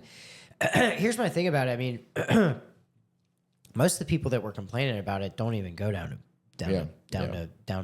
Panama City. A, B, I don't understand why you have an issue with, like, again, it's just a mentality that I have, or I'm used to it wherever I've lived, other than here, where you got to pay for parking. And I don't mind paying. And maybe it's just, I'm a penny pincher, but at the same time, if I know that the money that I am paying for parking is going to go towards better amenities in the town that you're going in, it's not going in Josh Street's pocket. Yeah. And that's the thing, that it's just this, how it was blown up to be like paid parking was like the worst thing that the city had ever come up with. And oh my God, next thing you know, you're going to be charging me to, and it's like, guys, like, quit acting like this is not a thing. Yeah. This is a thing everywhere. It's a thing all around the place. Yeah, it really is. But I think what you said, like, that's my philosophy. Like, taxation is, look, like, there's only two things certain in life: death and taxes. I mean, I think that's existed now for thousands of years. I hate to tell you, anarchy doesn't last for very long. So throughout human history. Anarchy typically lives with the guy with the bigger gun comes and takes all your stuff. Yeah. That's typically how it ends. So, so we can get past the point that, like, government can have a good purpose. But I think with taxes, like, people want to see that they're getting a value for their taxes. Like, if I'm going to pay $100 for something, regardless of whether it's to the government or whether it's to Walmart, like, I want to know that I'm getting $100 worth of value out of that. You know what I'm saying? Yeah. And so I think that's one piece of it, but the whole parking conversation that came up, like, the whole thing wasn't about raising revenue. I think it was like $70,000 that was created by it. I mean, like, dude, the amount of angst that we went through for $70,000, that ain't worth it. Yeah. What it was meant to do is to create circulation on the on-street parking, so that somebody's not parking there and then they park there for 3 days. Yeah, no shit. And so, like, I mean, that you want to, like, look, if I'm in a hurry and I want to get in and get out of someplace, I'd like to know there's an available parking space there. So that's really why most cities do paid parking, is Not just to that, create because a circulation. the city is growing. So we're going to have we more. are. There's going to be more It's- stuff that's going to be coming downtown Panama City. And it doesn't have to be somebody that's there for 3 days. It can be somebody that's there for 3 hours, and you just wanted to have a 3-hour conversation in the coffee shop, which by all means do that. But you're going to pay to keep your vehicle there, because there are people that want to come down there and want to spend money. And when they spend money, they pay taxes. When they pay taxes, it goes into the city. When it goes into the city, you get better shit. And it's very, very simple. It's not a very, very hard, complex thing. And the people that want to go against it, I'm going, okay, you are the same douchebag that is going to sit there and complain about how potholes are not being fixed downtown. Like, not saying that necessarily not saying that the money from parking is specifically going to go. You would into have been potholes. really interesting But to that's have just- to serve on a dais with, Ron. I can tell you that. It's just like, well, and again, this is the reason why. It's probably Like I'm the person that would be if God bless Daniel Raffield for getting that spot. Thank God, because if I would have had to sit up there, this would have been a county commission meeting immediately when it came time to vote. I'd be like, oh, you guys don't want to talk about it? I'm going to talk about this. This is the dumbest thing in the world. Let me explain why. Like, just be like, look, this is army logic. That's awesome. But like that is 100%. The paid parking, people complaining about that. I just and to be honest with you, I might cut this part out. Yeah, that's fine. We're gonna. It's like stand up comedy. Yeah. I'm gonna shoot it at you. We'll see if it sticks. Yeah, there's no way I'm gonna be able to put this in, so I'm gonna cut this part out. But I'm gonna say it while it's on my mind. I've come into a point of my life now to where I like to spend more money to do things because it cuts out people that can't afford it. Yeah, I can't put that up there. Yeah. And what I mean by that is when I go do something. Okay, so I'm going to give you an example. And if you look at Panama City as being the same thing,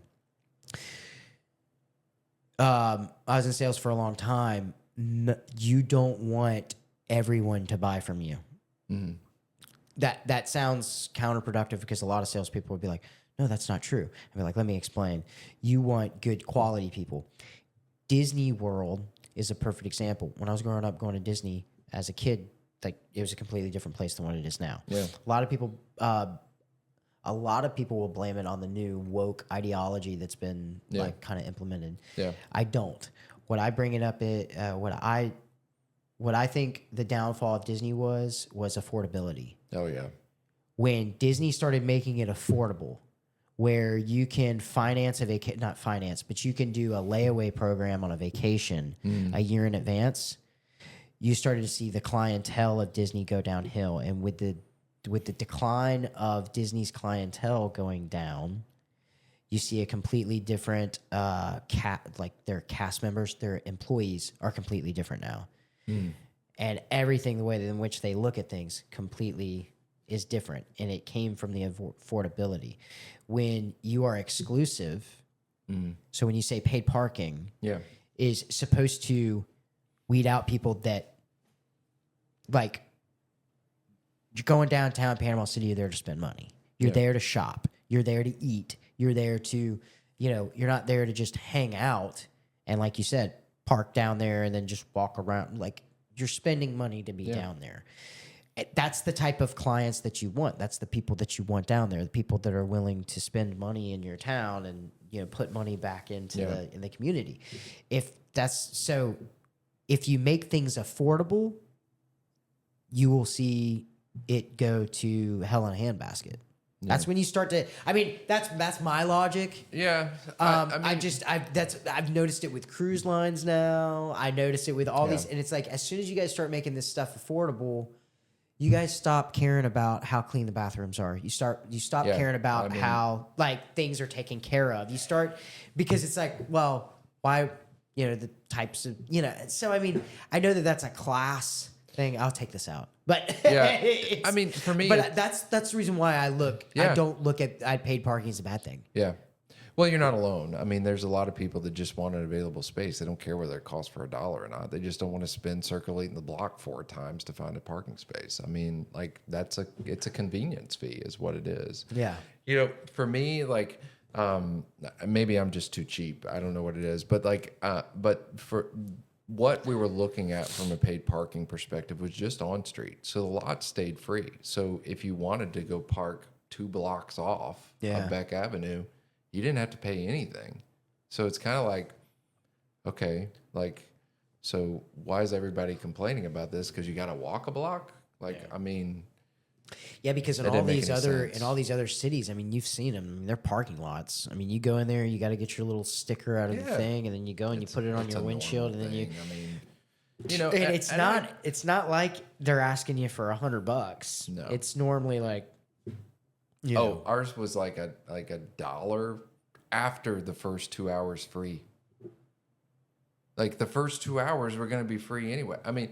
But I don't even agree with that. Here's the crazy you thing. You should be charging off the rip. I think one of the things that there comes a point in time when something becomes like people have already made their mind up. They can't even hear what it's really about anymore. And so it's just like, it's a dead issue. So, you try to accommodate and try to make changes that kind of accommodate what the complaints are. But at the end of the day, they've already made the decision that they hate it. And that's kind of where paid parking ended. Well, I think that's what we've seen a lot with the marina, because I'm going to kind of switch over to this because I know you've been part of the process on the Panama City Marina, and we've talked about it a lot. We've got a lot of good insight from, I think I told you Robbie was on, Robbie Hughes. He went over his plans for the marina, or how he looks at the marina. He wants to bring the boat slips back. Where do you stand on that? Are you for that? Well, I mean, I think I heard somebody say something one time. It's like, what are we saving? Like the whole save the marina kind of thing. What are we saving? There's no boat slips. Yeah. There's not even any asphalt down on the thing. This past weekend, what are we saving? This past weekend, we went down to history class. We had a couple beers. I took my kids there. We hung out. And then we literally walked down to the marina. Yeah. First of all, I haven't been down to the marina in a while. I used to go down to Harrison's a lot and have lunch, but I never actually walked out there. It's not even paved. Yeah. It's just dirt. I did not know that until the other day. I was like, how does this work? Like, I asked him. I was like, I wonder if they even have a plan to pave this. I mean, is there? So we were, because we had Robbie on, great guy. He went over how he looked at the marina, and I don't disagree with it. I don't agree with it. I'm pretty neutral on the subject. I know this is a big issue though in people's minds, but I think. I'm against the old marina. Yeah.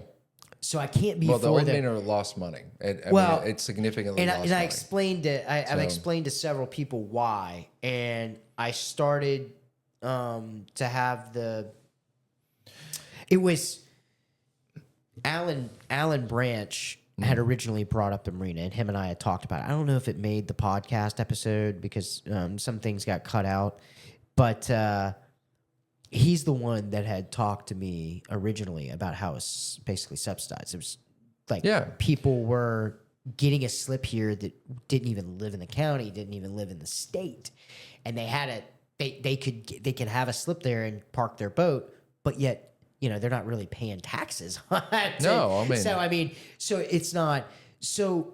And then the whole thing about bringing it up to code, and that's the reason why it has to be, if it was to be rebuilt, it has to be built back to the same as it was in the 60s or whatever. Yeah, it has to be and the same. So like all of this stuff, and I'm sitting here going, that's a terrible idea, isn't it? If people are still sitting here fighting for the marina, it doesn't seem, from my aspect, it doesn't seem like a hill worth dying on.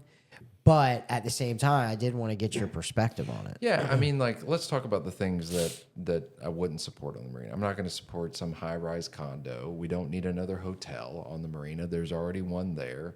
I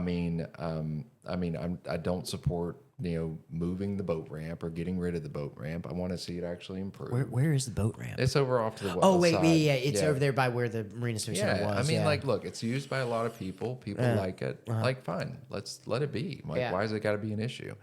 And so it was never really an issue for me.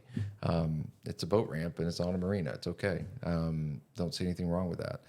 So, but when you look at it, it's kind of like, Holly, are we just going to talk about who's right, who's wrong? Are we just going to go get it done? Like at some point in time, it's like, guys, we don't have a marina. Like there's no boats there. It's not a marina. It's not a marina. Like we have to build something for it to be a marina. That was what Kendall said to me the other day. He's like, he literally looked over at me. We look stupid. We walked down there and we're looking out. And I was like, dude, there used to be all these boat slips down here. And he looks at me. He goes, so what makes a marina again? Like, does there have to be freaking boats here? And I'm just like, and we're debating on whether it's going to be is it going to be a 20-foot boat? Is it going to be a 40-foot boat? Is it going to be a 60-foot boat? I don't know. How many? Like, I mean, come on. At some point in time, like, let the market determine what boats are going to be there, and let's get a bunch of boats in the marina. I tell you what I'd like to see at the marina, just from my point of view. Being somebody that doesn't live in Panama City, but I'll tell you, it would be cool. I had Nathan Taylor on. Yeah. I know Nathan. Yeah. Good And dude. yeah, dude, great dude. Really good dude. That dude, let me tell you this.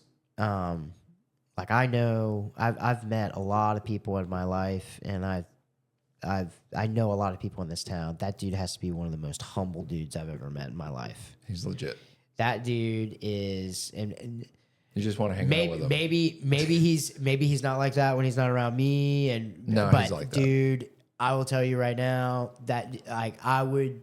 If he called me right now and he's like, "Hey Ron, I need something done," and it was sketchy, I'd do it for him. Like, I'd just be like, "Let's make it happen, dude." Like, but he when he came on the podcast, he talked about how transportation through our waterways here was like a huge deal. And him and I discussed. I don't know if this is one of those things that made the podcast, but we discussed. Like doing like pub crawls, like because they were doing With boats. with boats, like so That's cool. They've got the Yeah. transportation boats there, the head boats or whatever that will Yeah. go. So it's like, okay, so you hit Panama City Marina, You hit St. Andrews Marina, Papa Joe's. Boondocks. So you just do that whole thing and do it on a loop, man. Sounds like fun. And like people, and it would be like a dope thing to do. But what I was thinking about is like down there in the marina when I was down there the other day, it was like there's nowhere to park your freaking boat Because if it's you all- decided to come over or whatever. And I get it because Yeah. it's not really built up or anything. But like that would be the thing to do, man. You could, and if you could. I mean, obviously, the city's not going to pay for any transportation like that. But man, I'm telling you, like that right there, that's going to be. Maybe we'll do a boat trolley. That's what I'm Let's saying. just get rid of the trolley and we'll just do boats. Boat trolleys. Why not? It would be cool Let's because doge you it. could even you could do Treasure Island Marina. You could add that Yeah. to your little stop. Yeah. People could go to Patches or whatever there's on Thomas Drive. I mean, I think don't you know. can even get to Captain Anderson's if you wanted to. Yeah, with a boat. you So, could. You could do that whole, and you could set up like a crawl that goes to all those restaurants or whatever. And it's really a good way for everybody to, it's a different side of Bay County and the city of Panama City Beach as well. Sounds But great if we got some slips. Yeah, and I don't know if you would have to have a slip for that, man. Yeah, maybe not. I mean, you do need to be able to walk from there. I Yeah. mean, you probably need some power or something like that. I mean, there's not even electricity out there. All those lights are solar. I mean, there's so much So what is work. the plan to do? I guess I haven't asked The plan anybody is that. to stop the quagmire argument and just get something accomplished. Like, for me, and that's kind of where we got with St. Andrews. Like, I tried for 2.5 years to work with FEMA to get it rebuilt. They told me it was going to be we're going to cover 100% of it. Yeah. And then they came back and they're like, no, we're only going to cover 40% of it. And then they came back and they were like, yeah, we don't even know about the 40%. And it's like, what are we doing? Like, this is insane. Let's just go find a good partnership. Let's get the thing rebuilt and let's get it activated for the community. Because ultimately, people are renting those boat slips. You can rent them from a private person just as easily as you can rent it from the city. Yeah. So, Yeah, at least the St. Andrews Marina does have boat slips. yeah. And there's more being built right now. And so, I mean, so that marina will be finished and completely even added reconstructed that- maybe before we stop talking or before we even finish talking about the downtown marina, which is kind of sad because it's a great location and there's a ton of potential with it, but we're too busy arguing about whether there's going to be a 20-foot boat or whether there's going to be a 40-foot boat when really ultimately like it should be whoever wants to rent the slip.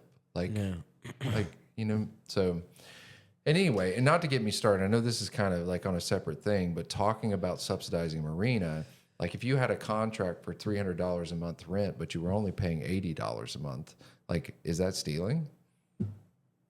Because that's the kind of stuff that was going on with that marina. What do you mean? So like you might have a lease agreement that says your slip rental is $300 or $350 a month, Yeah. but then you're only paying $80. Well, why are you only paying? Well, because I kind of help with doing such and such, or I kind of do those kind of things. That's nonsense was going on like crazy. Really? Yes. So when somebody wanted So to it go always get, lost money. when somebody wanted to go get a boat slip at that marina, Yeah. at the Panama City Marina, what was the steps to do it? Was there like a A management? waiting list. And so it was done through the city of Panama City. It was done through the city of Panama City, in which we had somebody arrested for stealing money from the marina. back in 2013. So I mean, the city's track record isn't all that great, and even before the city managed it, like St. Andrews Marina had a private management contract. So I don't even know why we're like concerned about this. Like this is something we've done before. The only complaint that people had with the private management is they didn't maintain it. So we made agreements that you're going to maintain it, and here's your performance measurables to maintain it. So it's really unfortunate. I think it's the fear of unknown is what the pushback is. Like they think that, you know, there's going to be some huge condominium, or, you know, the little guy's going to get pushed out, or like, I mean, the frank of the matter is, I mean, we live in Florida, like those of us that are little guys, we already got pushed out. I mean, like it's already happening every day with our houses. Like if I went and buy my house again that I bought in 2010, like I'd pay 4 or 5 times the amount for it.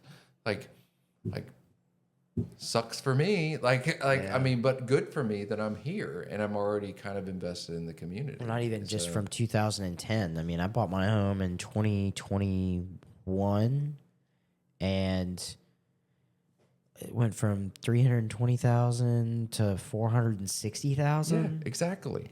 Which, and I'm like, okay, at a 6%, because I think interest rates are in the 6s now. Yeah.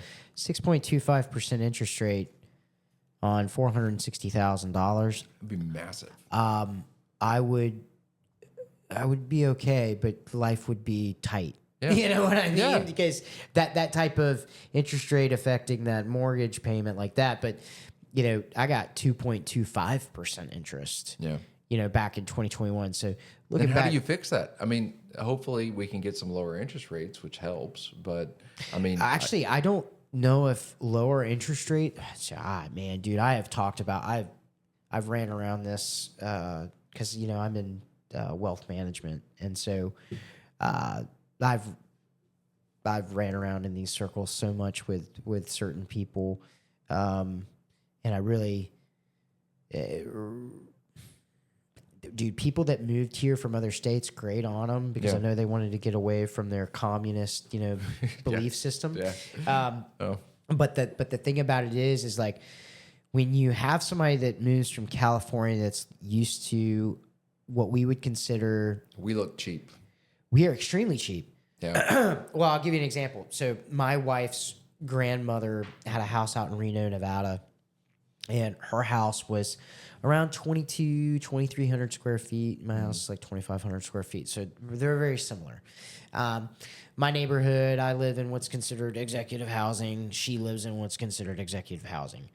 Everything is pretty comparable to the same thing. Her house out in Reno sold for like $1.6 million. That's insane. It was not as nice, or it was about equal to, like, as far as nice and stuff like that, to my house. Like, they were very, very comparable. Yeah, my house is nowhere near that. And so when you have somebody that lives out in these, you know, blue states that were, you know, and they're used to getting, you know, that median income in some of those areas for jobs over here, I mean, $350,000, $400,000 a year. Yeah. So almost $500,000 a year with a lot of good paying jobs, you know, again, in comparison to what we do here and the jobs that we have here. Yeah, mostly tourism, which is lower. So when you look at that, though, these people were moving here from out there. Mm. So once they sold their $1.2 million house and they made $500,000 off the sale of it, thinking that they're like, oh my God, what am I going to go buy, you know, with the money that I just made off of this? And they were coming here with $500,000 in cash. Like, whoa, look what I can buy. And they had a real estate agent that goes, okay, if you have a cash buyer, it does not have to go through appraisals, doesn't have to go through any of that. And I can sell it for whatever the hell I want to now. And they talk to their owner, or the actual person that owns the property owner, and then they say, I could sell this house for you for $500,000. And then that person looks at him and goes, I only spent $250,000 on this house 4 years ago. And they're like, I can sell it for $500,000 today. And then they had people that were, and then they had somebody that would come up and be like, I got $500,000 for this house. And then somebody else would come in with a counter offer and be like, $525,000. Yeah. And then they had this whole bidding thing going on.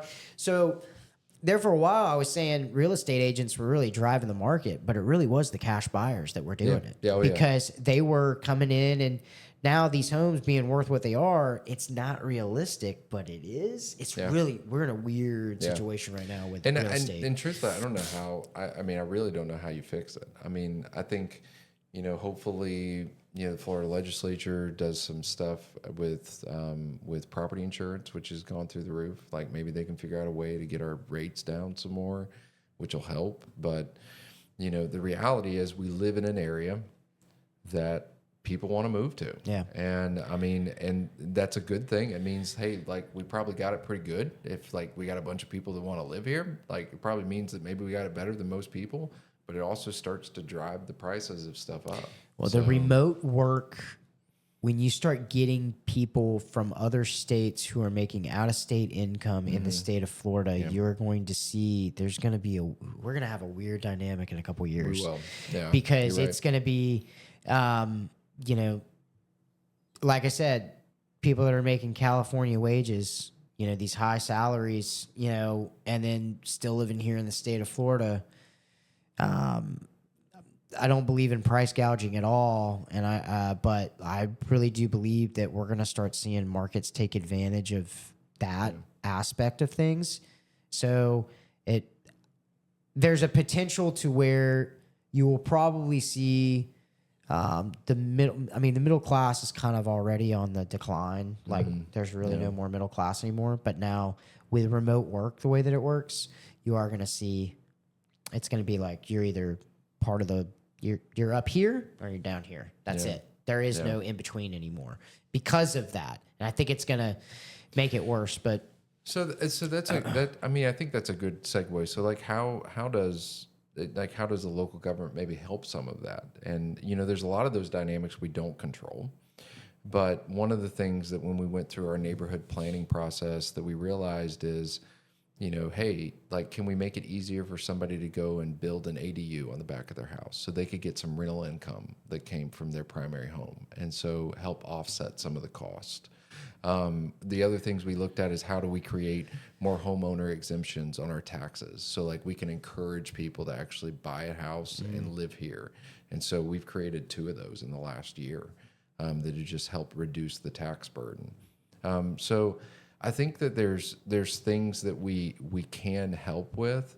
Ultimately, on a macro perspective, we can't really control how many people want to move here, how many people don't. I mean, I'm surprised we live in America. We can't put out a sign at the Bay County line that says "No more room, no vacancy." like it's a free country. So people can go. But I know there's some that would love for us to do that.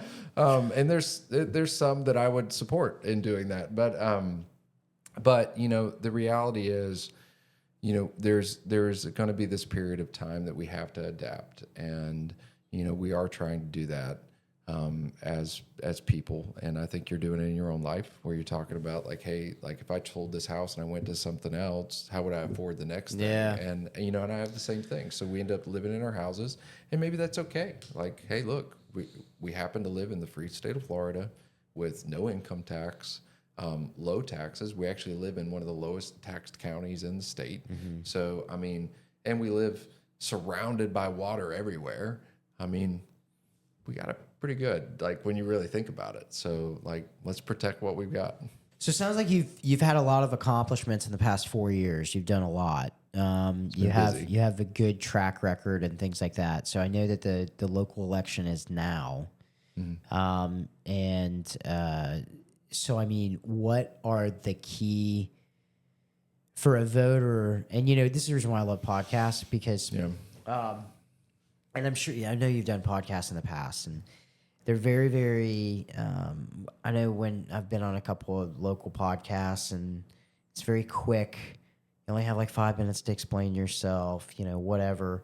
But what are some of the key takeaways from listeners that live in your ward in Panama City that you would want them to get? Not a freaking elevator pitch, because they're going to hear you say that on somebody's doorstep. Yeah. But like something that you're, what are some of the main issues that you're wanting to tackle what are the hurdles that you've been facing so far that you want people to know that you're actually on top of? I mean, just kind of like a... Yeah, so I think number one thing that I'll say, because we've got a little bit of time to give space to why do it again.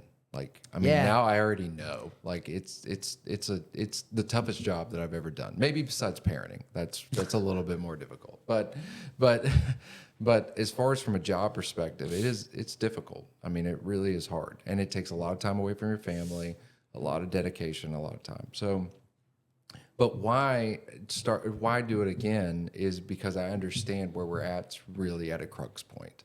We're only about halfway done with the projects that we've started. So we're about 50% done with infrastructure.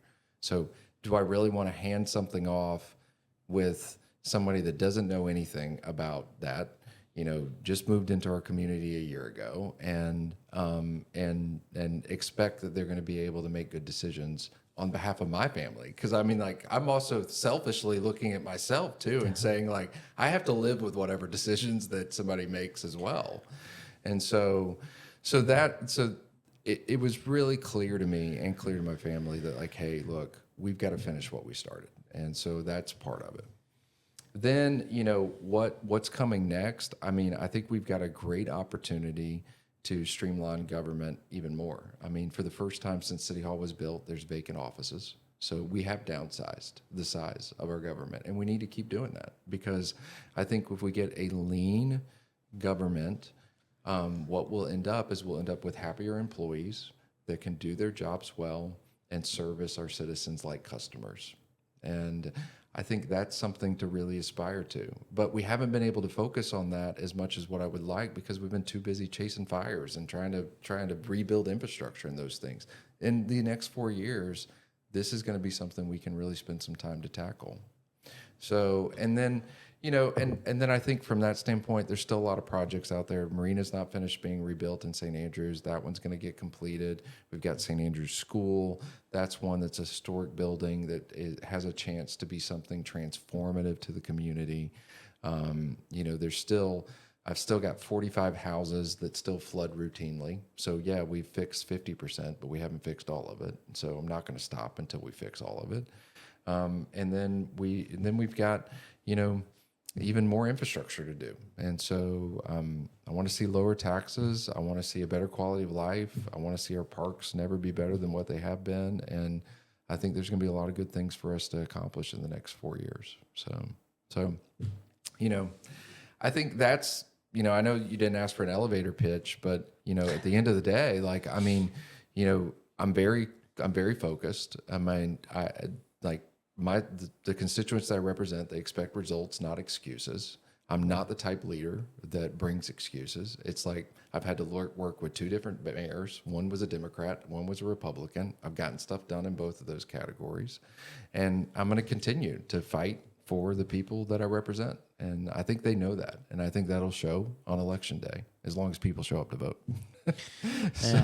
That's one of the things that I just had the conversation with one of the candidates the other day. He said, he was like, hey, I'm looking at different ways of how to reach out to the community.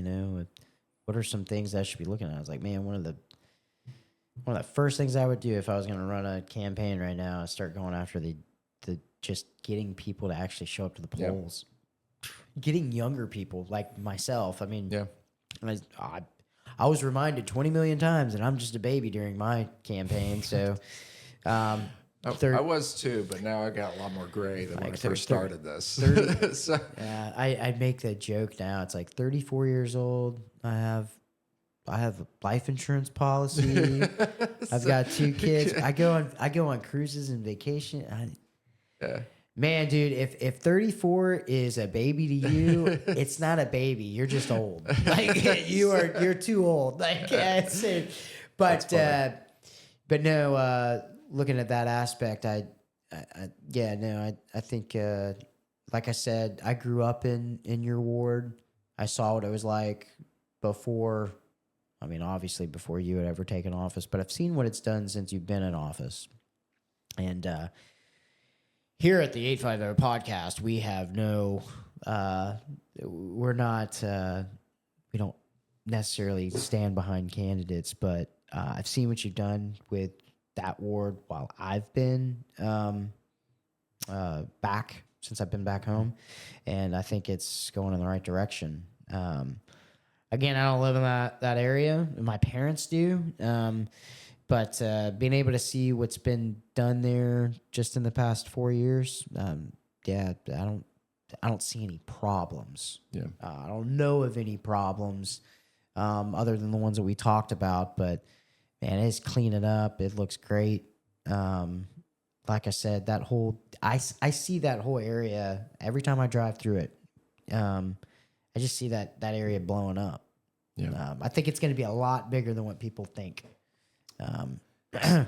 Andrews is a great place to live. It's a great place to raise a family. You know, I grew up there too. I lived off 13th Street over by Oakland Terrace Park. So that I know. that's where I grew up, and then when we had our second kid, we moved over off to 21st, which is not far from where you're. 21st Place, 21st Street. Yeah. You live off 21st Street? Yeah, I know exactly where you live. Yeah. Yeah, you're right around the corner. And what I love about the neighborhood we live in is like we're all from all different walks of life, but we're just good, hardworking people. Well, I mean, that's what we are. The other thing and that St. Andrews is very, very centrally located to everything. Oh yeah, I can get to the beach. I can get anywhere. Yeah.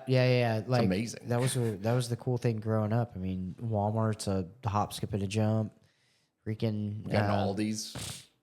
Yeah, now we're gonna have an all. Or, well, you guys are gonna have an all. Is that open yet? It opens. Their first day is March 6th. Yeah. So it's coming. I never thought we would have seen an Aldi's here. In fact, I didn't even know that we had crazy. an Aldi's until they opened the one in Lynn Haven. Then I found out there was one in Callaway before, and I was like, "What?" Like, you can still be the original gangster at the grocery outlet if you want to. Yeah.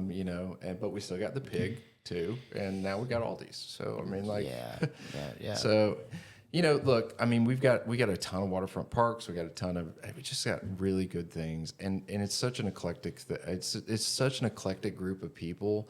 Like, I don't know, that just brings a lot of joy to me. I mean, like, there's just people that just have some crazy opinions sometimes, but like, I still love them. I don't know what it is. lots of history in St. Andrews too. A lot of people don't understand how much history that there is, especially with the fishing community and everything like that. But but no, how is the Department of Government Efficiency going to affect Panama City? Yeah, so you're watching right now this uncovering of layers of just red tape. So there's this one aspect that we're seeing, like, oh, how is there somebody that's 300 years old getting paid Social Security? But there's this other aspect that they're working on, which is, hey, why does one city get $140 million worth of the roads that happens to be in a blue area, and then the city that's in the red area gets $69,000 for their roads? And that's how much FEMA offered the city of Panama City for their roads. How much? $69,000. Just the city? Just the city. All of the city? All of the city. 69 grand. So, and so hold on. Let me put that in perspective real quick. Because I was told it's like $1 million a mile. Yeah. $69,000. That's real. So you're not going to fix a freaking thing. No, you won't. So we've been battling. We've gone to court over it. We won the court battle. They came back and they said, okay, look, you guys won. You're right. You need more money. So they offered us $500,000. So you're saying that blue cities were getting more money? Way more. And what we saw in North Carolina happening is the same thing that we experienced too. Now all of that stuff is starting to be uncovered, that there may be this political element that's been driving a lot of the problems that we've had. Because FEMA's a safe space, liberal, blue piece of shit. No, I didn't say that wrong. No, I did. I said it. So what I'm gonna say is this, like, and I think this is the place where I really want people to understand what we've been struggling through. On the Martin Theater, they offered us $18 million for the Martin Theater. But then to come around and say on the largest debris removal in U.S. history that our roads were only damaged by $69,000. That's a slap in the fucking face. That's a slap in the face. Sorry. Slap in the face. Yeah. And I mean, what you said is accurate. Then take the Civic Center. So we lost the Civic Center. How much did FEMA offer us for that? $500,000.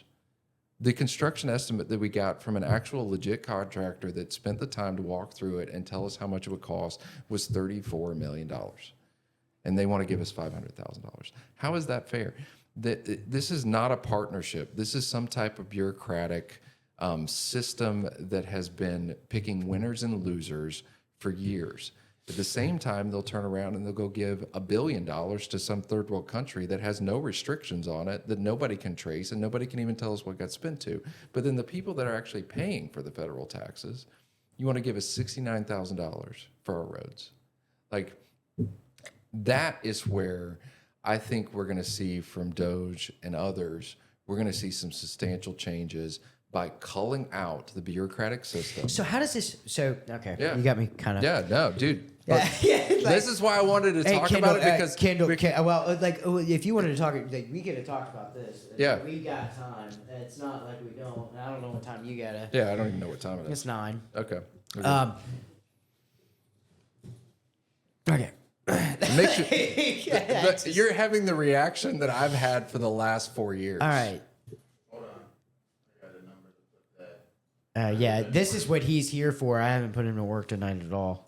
Yeah. Heck, he's normally my guy to look stuff up. He's mainly making sure that I don't say something that's inaccurate, which we normally find out that I have, so I don't spit out stats anymore. Like, Yeah, you know, you're probably still more accurate than the like media. 20% is only accounted for. He's over there looking it up. He's like, Ron, the defense budget's actually accounted for up to 70%. It was 39%. You just never let me talk.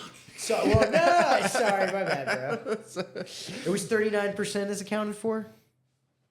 Oh, okay, that's good. I was pretty close. 39%. So 39. only I said 61%. 25. I said 25%. So only 61%. We don't know where the heck it Yeah. went. Only okay, 61 well, instead you of 80. I'm sorry. I said 80. It was really Yeah. 61. My bad. Yeah. But anyway, Hold on.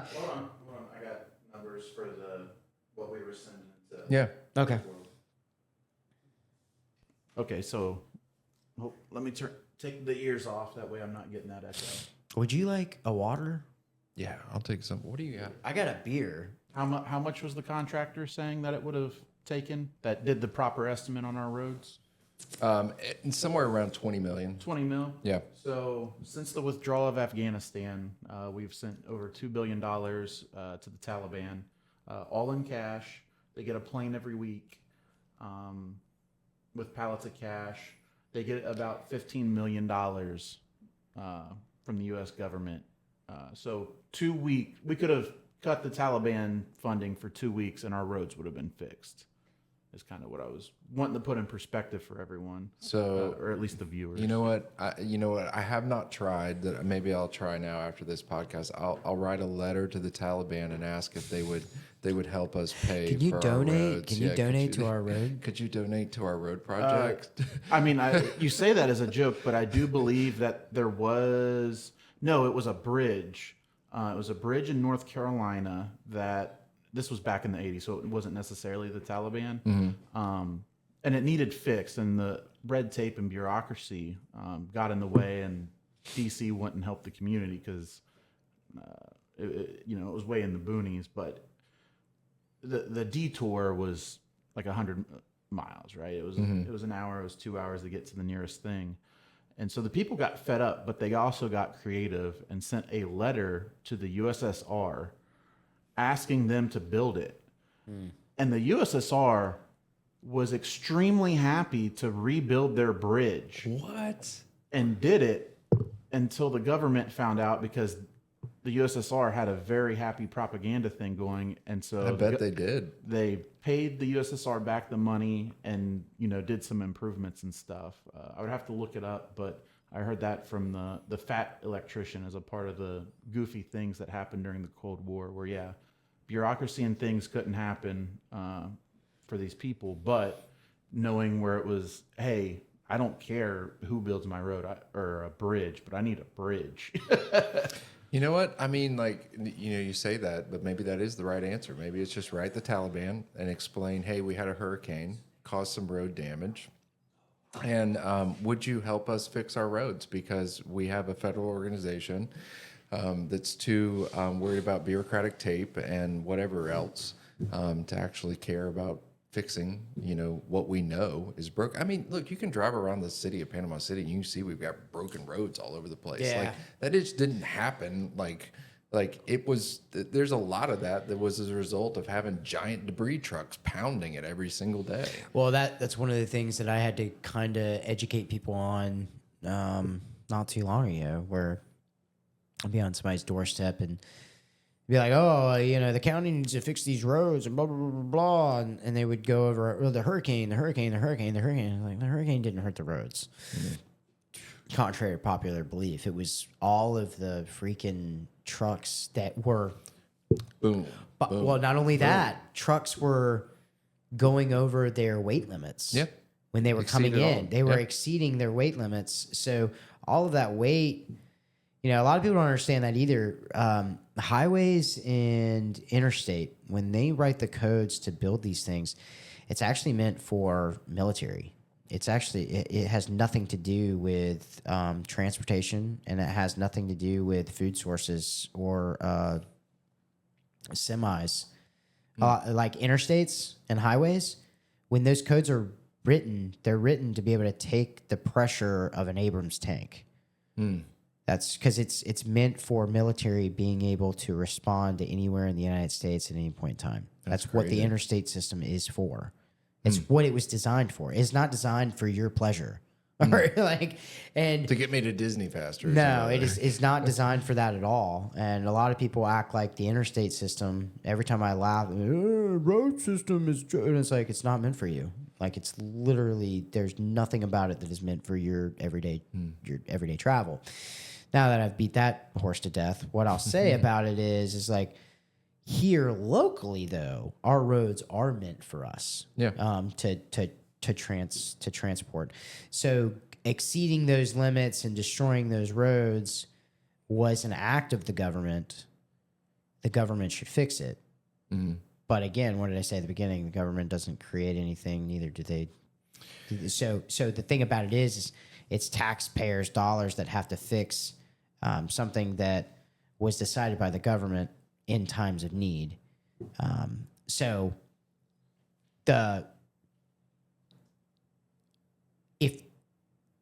If what you're saying is true, which it is, the fact that bluer cities are going to get substantial amount of money that seems like it's actually more than what is needed to fix something. It was every road in their town. Every single $93 million. Like to 69,000. 69 grand. I spent more than that on a truck. So I don't know, like, if people are doing the math on it, it costs more. It costs more than that to have a. And look, if it happened, fix it. That's the reality of where we're at now. So how do you fight? How did you guys fight it? You said you just wrote it. There's no way the letter just did that. No. Oh no. I mean, we've had analysis. We've done all sorts of studies, everything else that they could possibly throw at us, and then we took it to court and we won. I'm surprised they even made it to court. Why did they think that they were going to win? So the way that FEMA works is there is it's called the CRC. It's the Cost Recovery Center or something like that, that's called, and it's FEMA. It's based in DC, and it has all these people that take this data that comes in from disasters and they sign a number to it. Well, these guys that are doing these assignments of what the cost is, they may have been working 6 months ago, like on a farm in Kansas. I mean, there's no qualifications that come with this. And so they're the ones that are ultimately determine what we get paid, what we don't. That's why it's all over the map. It's $18 million for the Martin Theater. It's $4.7 million for the MLK Rec Center. It's $500,000 for the Civic Center. It's $69,000 for roads. It was $800,000 for our water and sewer lines. Now, we all remember waking up right after the storm and seeing water spilling into the streets because a tree ripped up something, or there was the sewer system wasn't working. They thought it was $800,000 worth of damage. Thankfully, we've had community block grants that have helped covered and helped fix some of that. But FEMA thought it was $800,000 worth of damage. So FEMA has been a complete and total shit show since the beginning. Then. Well, yeah, but I mean, we're seeing that play around all around the country now. We saw what happened in North Carolina. We've seen what's happened in other parts of the state. You know, this isn't something that's new, but for the first time, it's getting the attention that it deserves. It makes no sense for one town to get $93 million and another to get $69,000 over debris removal, when our town had the largest debris removal in U.S. history. It still is a record even now. So I mean, it kind of makes sense when you look at where these areas are and who is the representative in D.C. and, you know, those things like that. But that's not right. I mean, if we're going to go spend pallets of cash over to the Taliban, like, at least if you're going to waste it here at home. Like, you know, if you're going to just waste it. Yeah. And so it's been a very frustrating process, but I'm at the point now where I'm like if I got to put a backpack on and I got to go up to DC and meet with somebody with a tent, and I'm just going to camp at the Capitol building until we get our stuff fixed, because I think at the end of the day, right now is a time that it's getting the attention that it deserves. The federal government is broken. The FEMA system is broken. The way that we're handling, the way we're handling sending pallets of cash to third world countries makes absolutely no sense. And then to come around and say to me, oh, hey, this project can't move forward because we got to make sure you don't have we know what kind of birds are in the birdhouse, or we've got to go through 7 Native American Indian tribes before you can make a change to this project. This is crazy. I mean, and it's been crazy for a long time, but finally we've got some people that are saying, hey guys, it's kind of crazy, don't you think? Yeah. And we're all Red like sitting tape. back and we're like, this is really happening. It's been happening, but it's because it's so normal. We've just gotten used to the brokenness. It's pretty amazing to talk to somebody that's going on in their local government. Like when you talk to somebody and you try to let them know like what the issues are going, like what is happening in everyday life around them. Yeah. And then they'll like, and you know, Kendall's probably laughing because he'll tell me stuff that goes on at the national level all the time. Yeah. And I'm like, what happened? He'll be like, yeah, man, this happened. Blah, blah, blah. And I'm like, oh, I didn't know. It's insane. And then it's kind of, we swap because then I'll tell him stuff that's going on locally. And then he'll be like, what? And I'm like, this is going on right now, dude, right down the road. This isn't in Washington. This is going on. And he's just like, holy crap. Like, so like, it's always funny because when you catch those people off guard and you're able to tell them, so like I have neighbors and I'll let them know what's going on in Lynn Haven, or I'll let them know, or I'll run into people at church, you know, they live in your ward. Yeah. Let them know, oh yeah, hey, that new ordinance for the strip club, yeah, man, the gold nugget's going away. Yeah. You know, they're like, what? And they don't know about it. They don't like, know. Yeah. Yeah, bro, like this is a thing that's going on. This is what they're doing down there.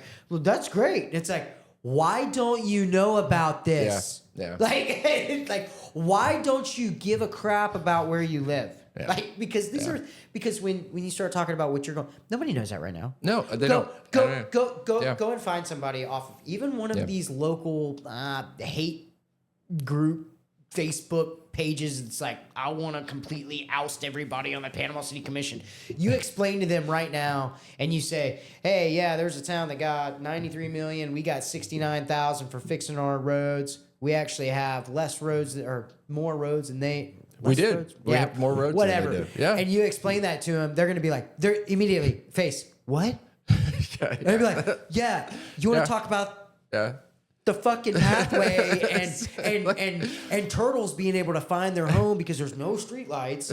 But right now I'm telling you about something that's freaking real and you don't even know what's going on. And and they'll sit there and it's like deer in headlights. But so my question to you though is, now that you've done 4 years and you've kind of see like, okay, these are issues that are going on. What do you think the best plan of action is? Like if you had to write a plan of action for how you're going to involve the community to where there's more awareness to know what the hell is going on in your community, what steps do you think need to be taken to make sure that people are actually aware of what is going on? Yeah, I think the biggest challenge, Ron, and this was when I ran 4 years ago, even now, like the biggest thing and the biggest challenge that we have is apathy. Like we are more apathetic as a people than what we ever should be, both at the local level, national level, state level, you name it. And so I can't make someone care about something. Like you get frustrated if there's potholes. Well, this is why there's potholes. Like this is a huge significant issue.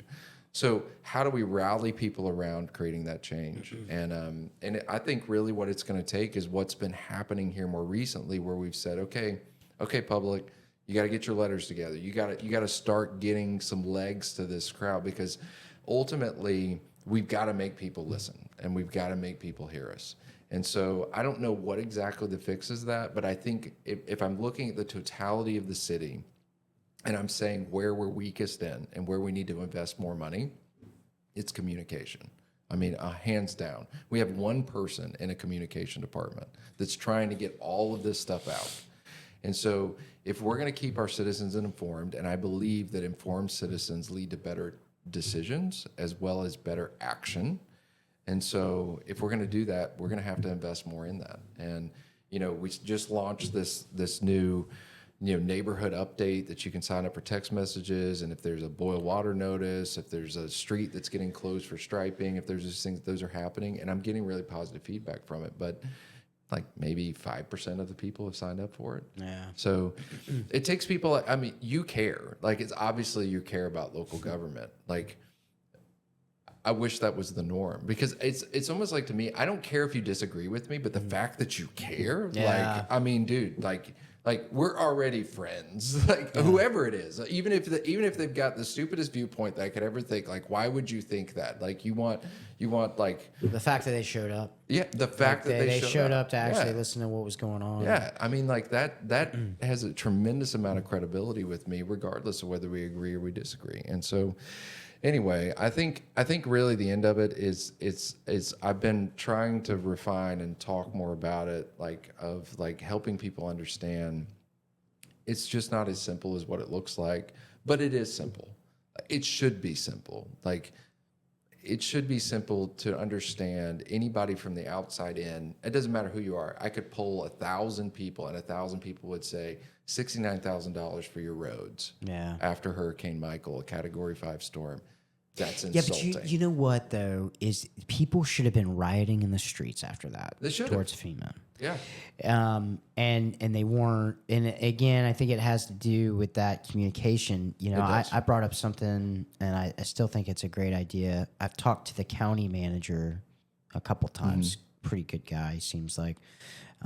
But man, like what we're doing right now, like these podcasts, it allows people to get to know you as a person as a whole, and it gets to know your viewpoints and things like that. But if you were able to harness something like this, right?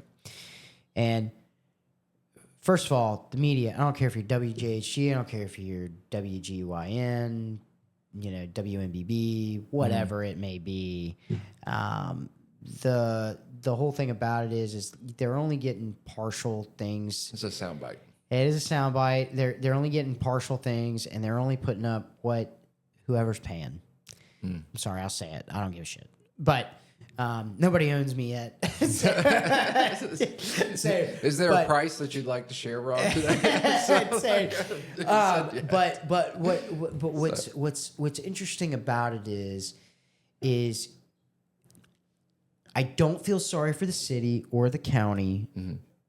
When people come and be like, oh, WMBB just completely went out there and they totally skewed what we had going on, man. And WJHG did the same thing, and I sit there and I go, it is as simple. Look, these things right here. Yeah.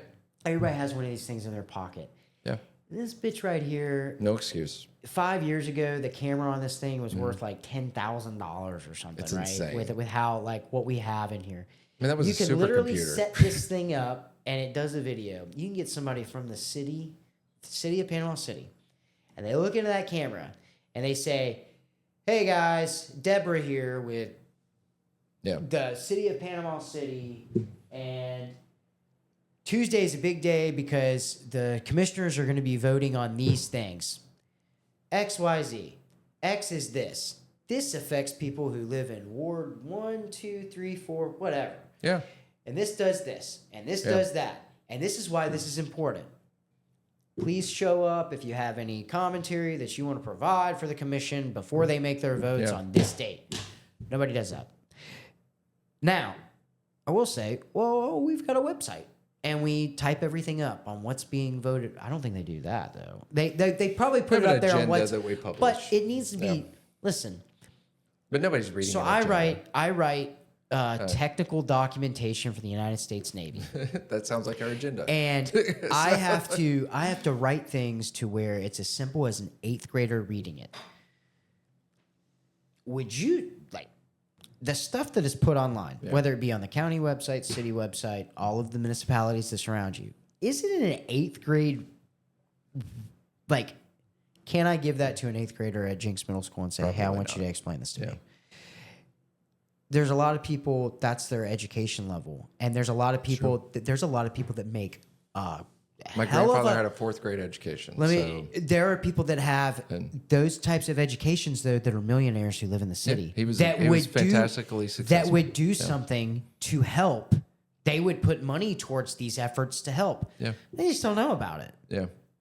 And they don't have a reason to. And the reason why is because of the same reason for, war fighting, combat arms type stuff. They say, the first time someone tries to learn something is when it's needed. Mm-hmm. Because the first time that it went over, it was something that you didn't really need. It was really something that didn't affect you or whatever. So a lot of people are all the time trying to say that local politics don't really affect them. And it affects you more than national.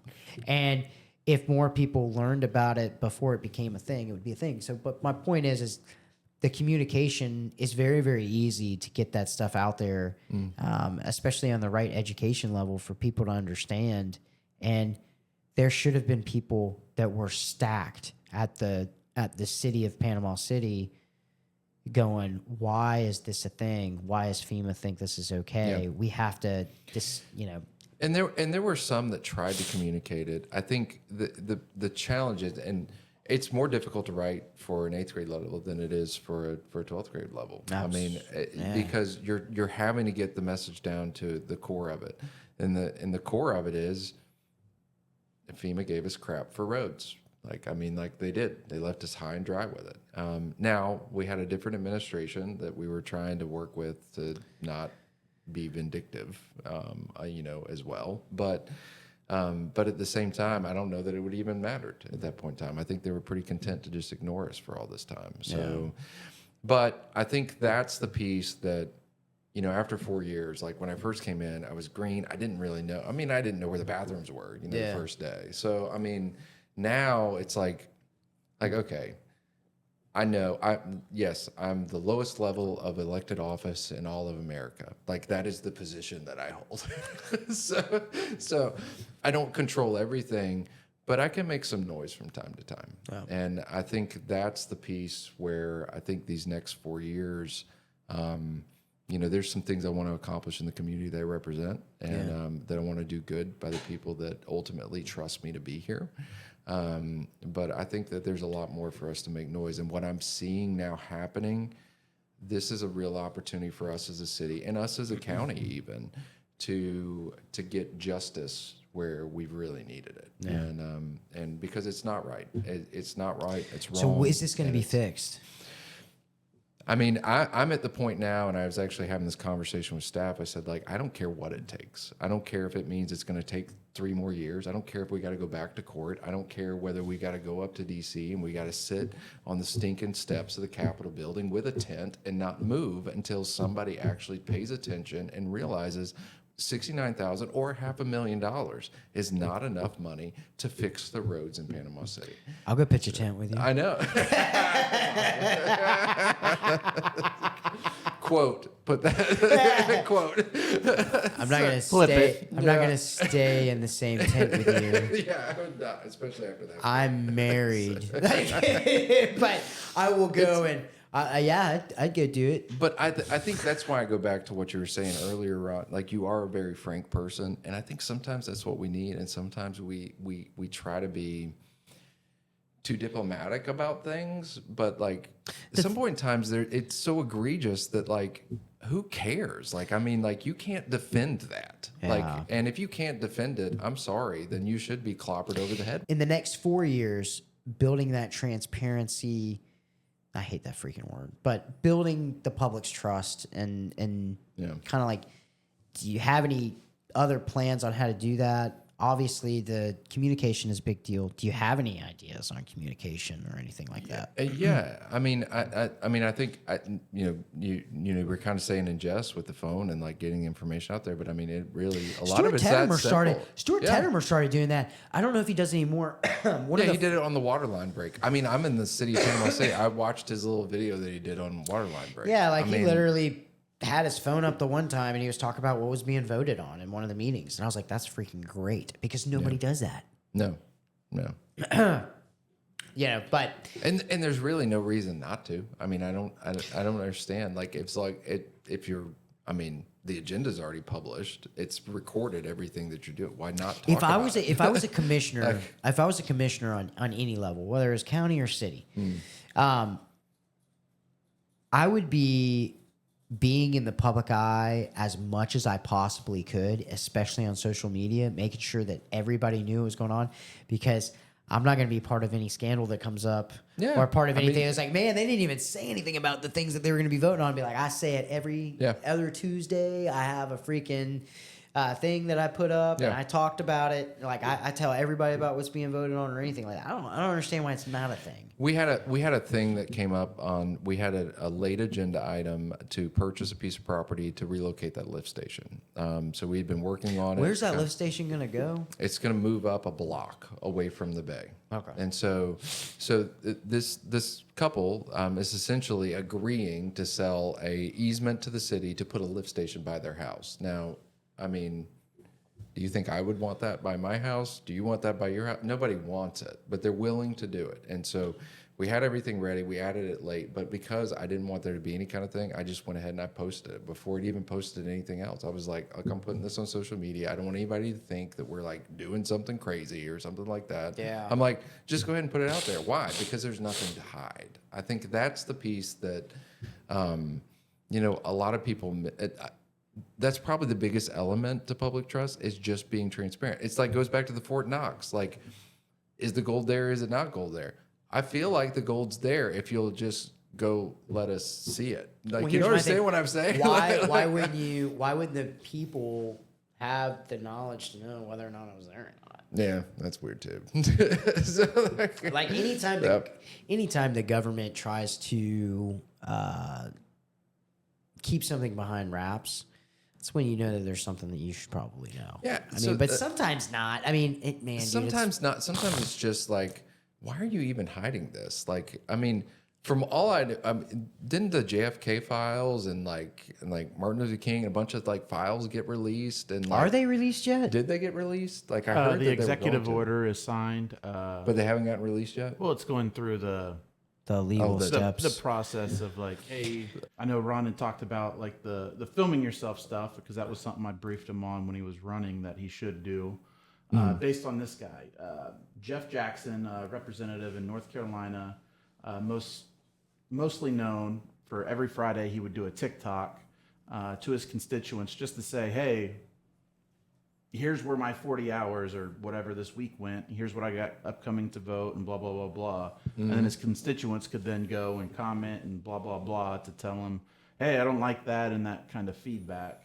I think it's the boilerplate kind of office answer is, hey, yeah, film yourself. But when you start to get into the nuts and bolts of it, it's all right, well, there's how many platforms, blah, blah, blah, blah. And it's, you have to be on where you can reach people easy. I mean, that's why most people use Twitter, because you can get to people. The algorithm in TikTok's kind of just got some secret sauce that works, so that's why he went with that. But I think that's more it, where it's kind of like what he was saying. It takes a phone and a selfie view just to be like, hey, here's what's going on. Yeah, here's what's going on. You know, I'm your representative. I know you all can't make it to, who is it in the county? Their meetings are like 9 a.m. on Tuesday. Yeah. County meetings. Yeah. Where it's like, hey, I know you can't be there for that, but Well, ours are 7 hours, so like nobody could even sit through the meeting. I mean, anybody that stays to the I think end. you guys should have it written in the charter where you This is can't go insane. over a certain amount of time. Well, what it does is like it's so much information that nobody listens to it. I mean, like who's watching? Nobody's 7 gonna hours, listen to right? it. No, Yeah. like I mean, like it just doesn't make any sense. I mean, Is that so? It's a normal thing. it's a normal thing for us now. It wasn't always a normal thing, but it is now. Like so, it's just part of it is. You know, look, like you should have dialogue in your meetings. Like it's not about that, but like when you can noticeably tell somebody hasn't read an agenda packet before they come to the meeting. Like, I mean, I don't mean to make a dig at somebody, but that it's pretty obvious. And like, I mean, like, dude, you had it like 4 days ago. Like, you should have already asked your questions. So anyway, but that's my take on it. Yeah, I get the. I like seeing elected officials talk things out. Yeah. I saw it in this last Lynnhaven meeting. I actually saw Jamie Warwick, Sam Peebles, and Jesse Nelson sit there, and they had a full-blown conversation about something that was going to be voted on. I thought it was great. Yeah, I don't like, mind. holy crap, that's amazing. It didn't last 7 hours. It lasted like exactly. 5 minutes. It doesn't take But- 7 hours. To do that. So but yeah, I've noticed that about the panel. Say like nobody's gonna, and it's so funny, man, because these people. It's actually a joke around the state. Like when I go to other state meetings and things like that we do, like people like no, man. It's, they take know. jabs because we have the longest meetings in the state, so it's not like it's not even something that's normal for here locally. I mean, it's not normal. In It's the not state. normal anywhere in the state. I find it pretty interesting though. So.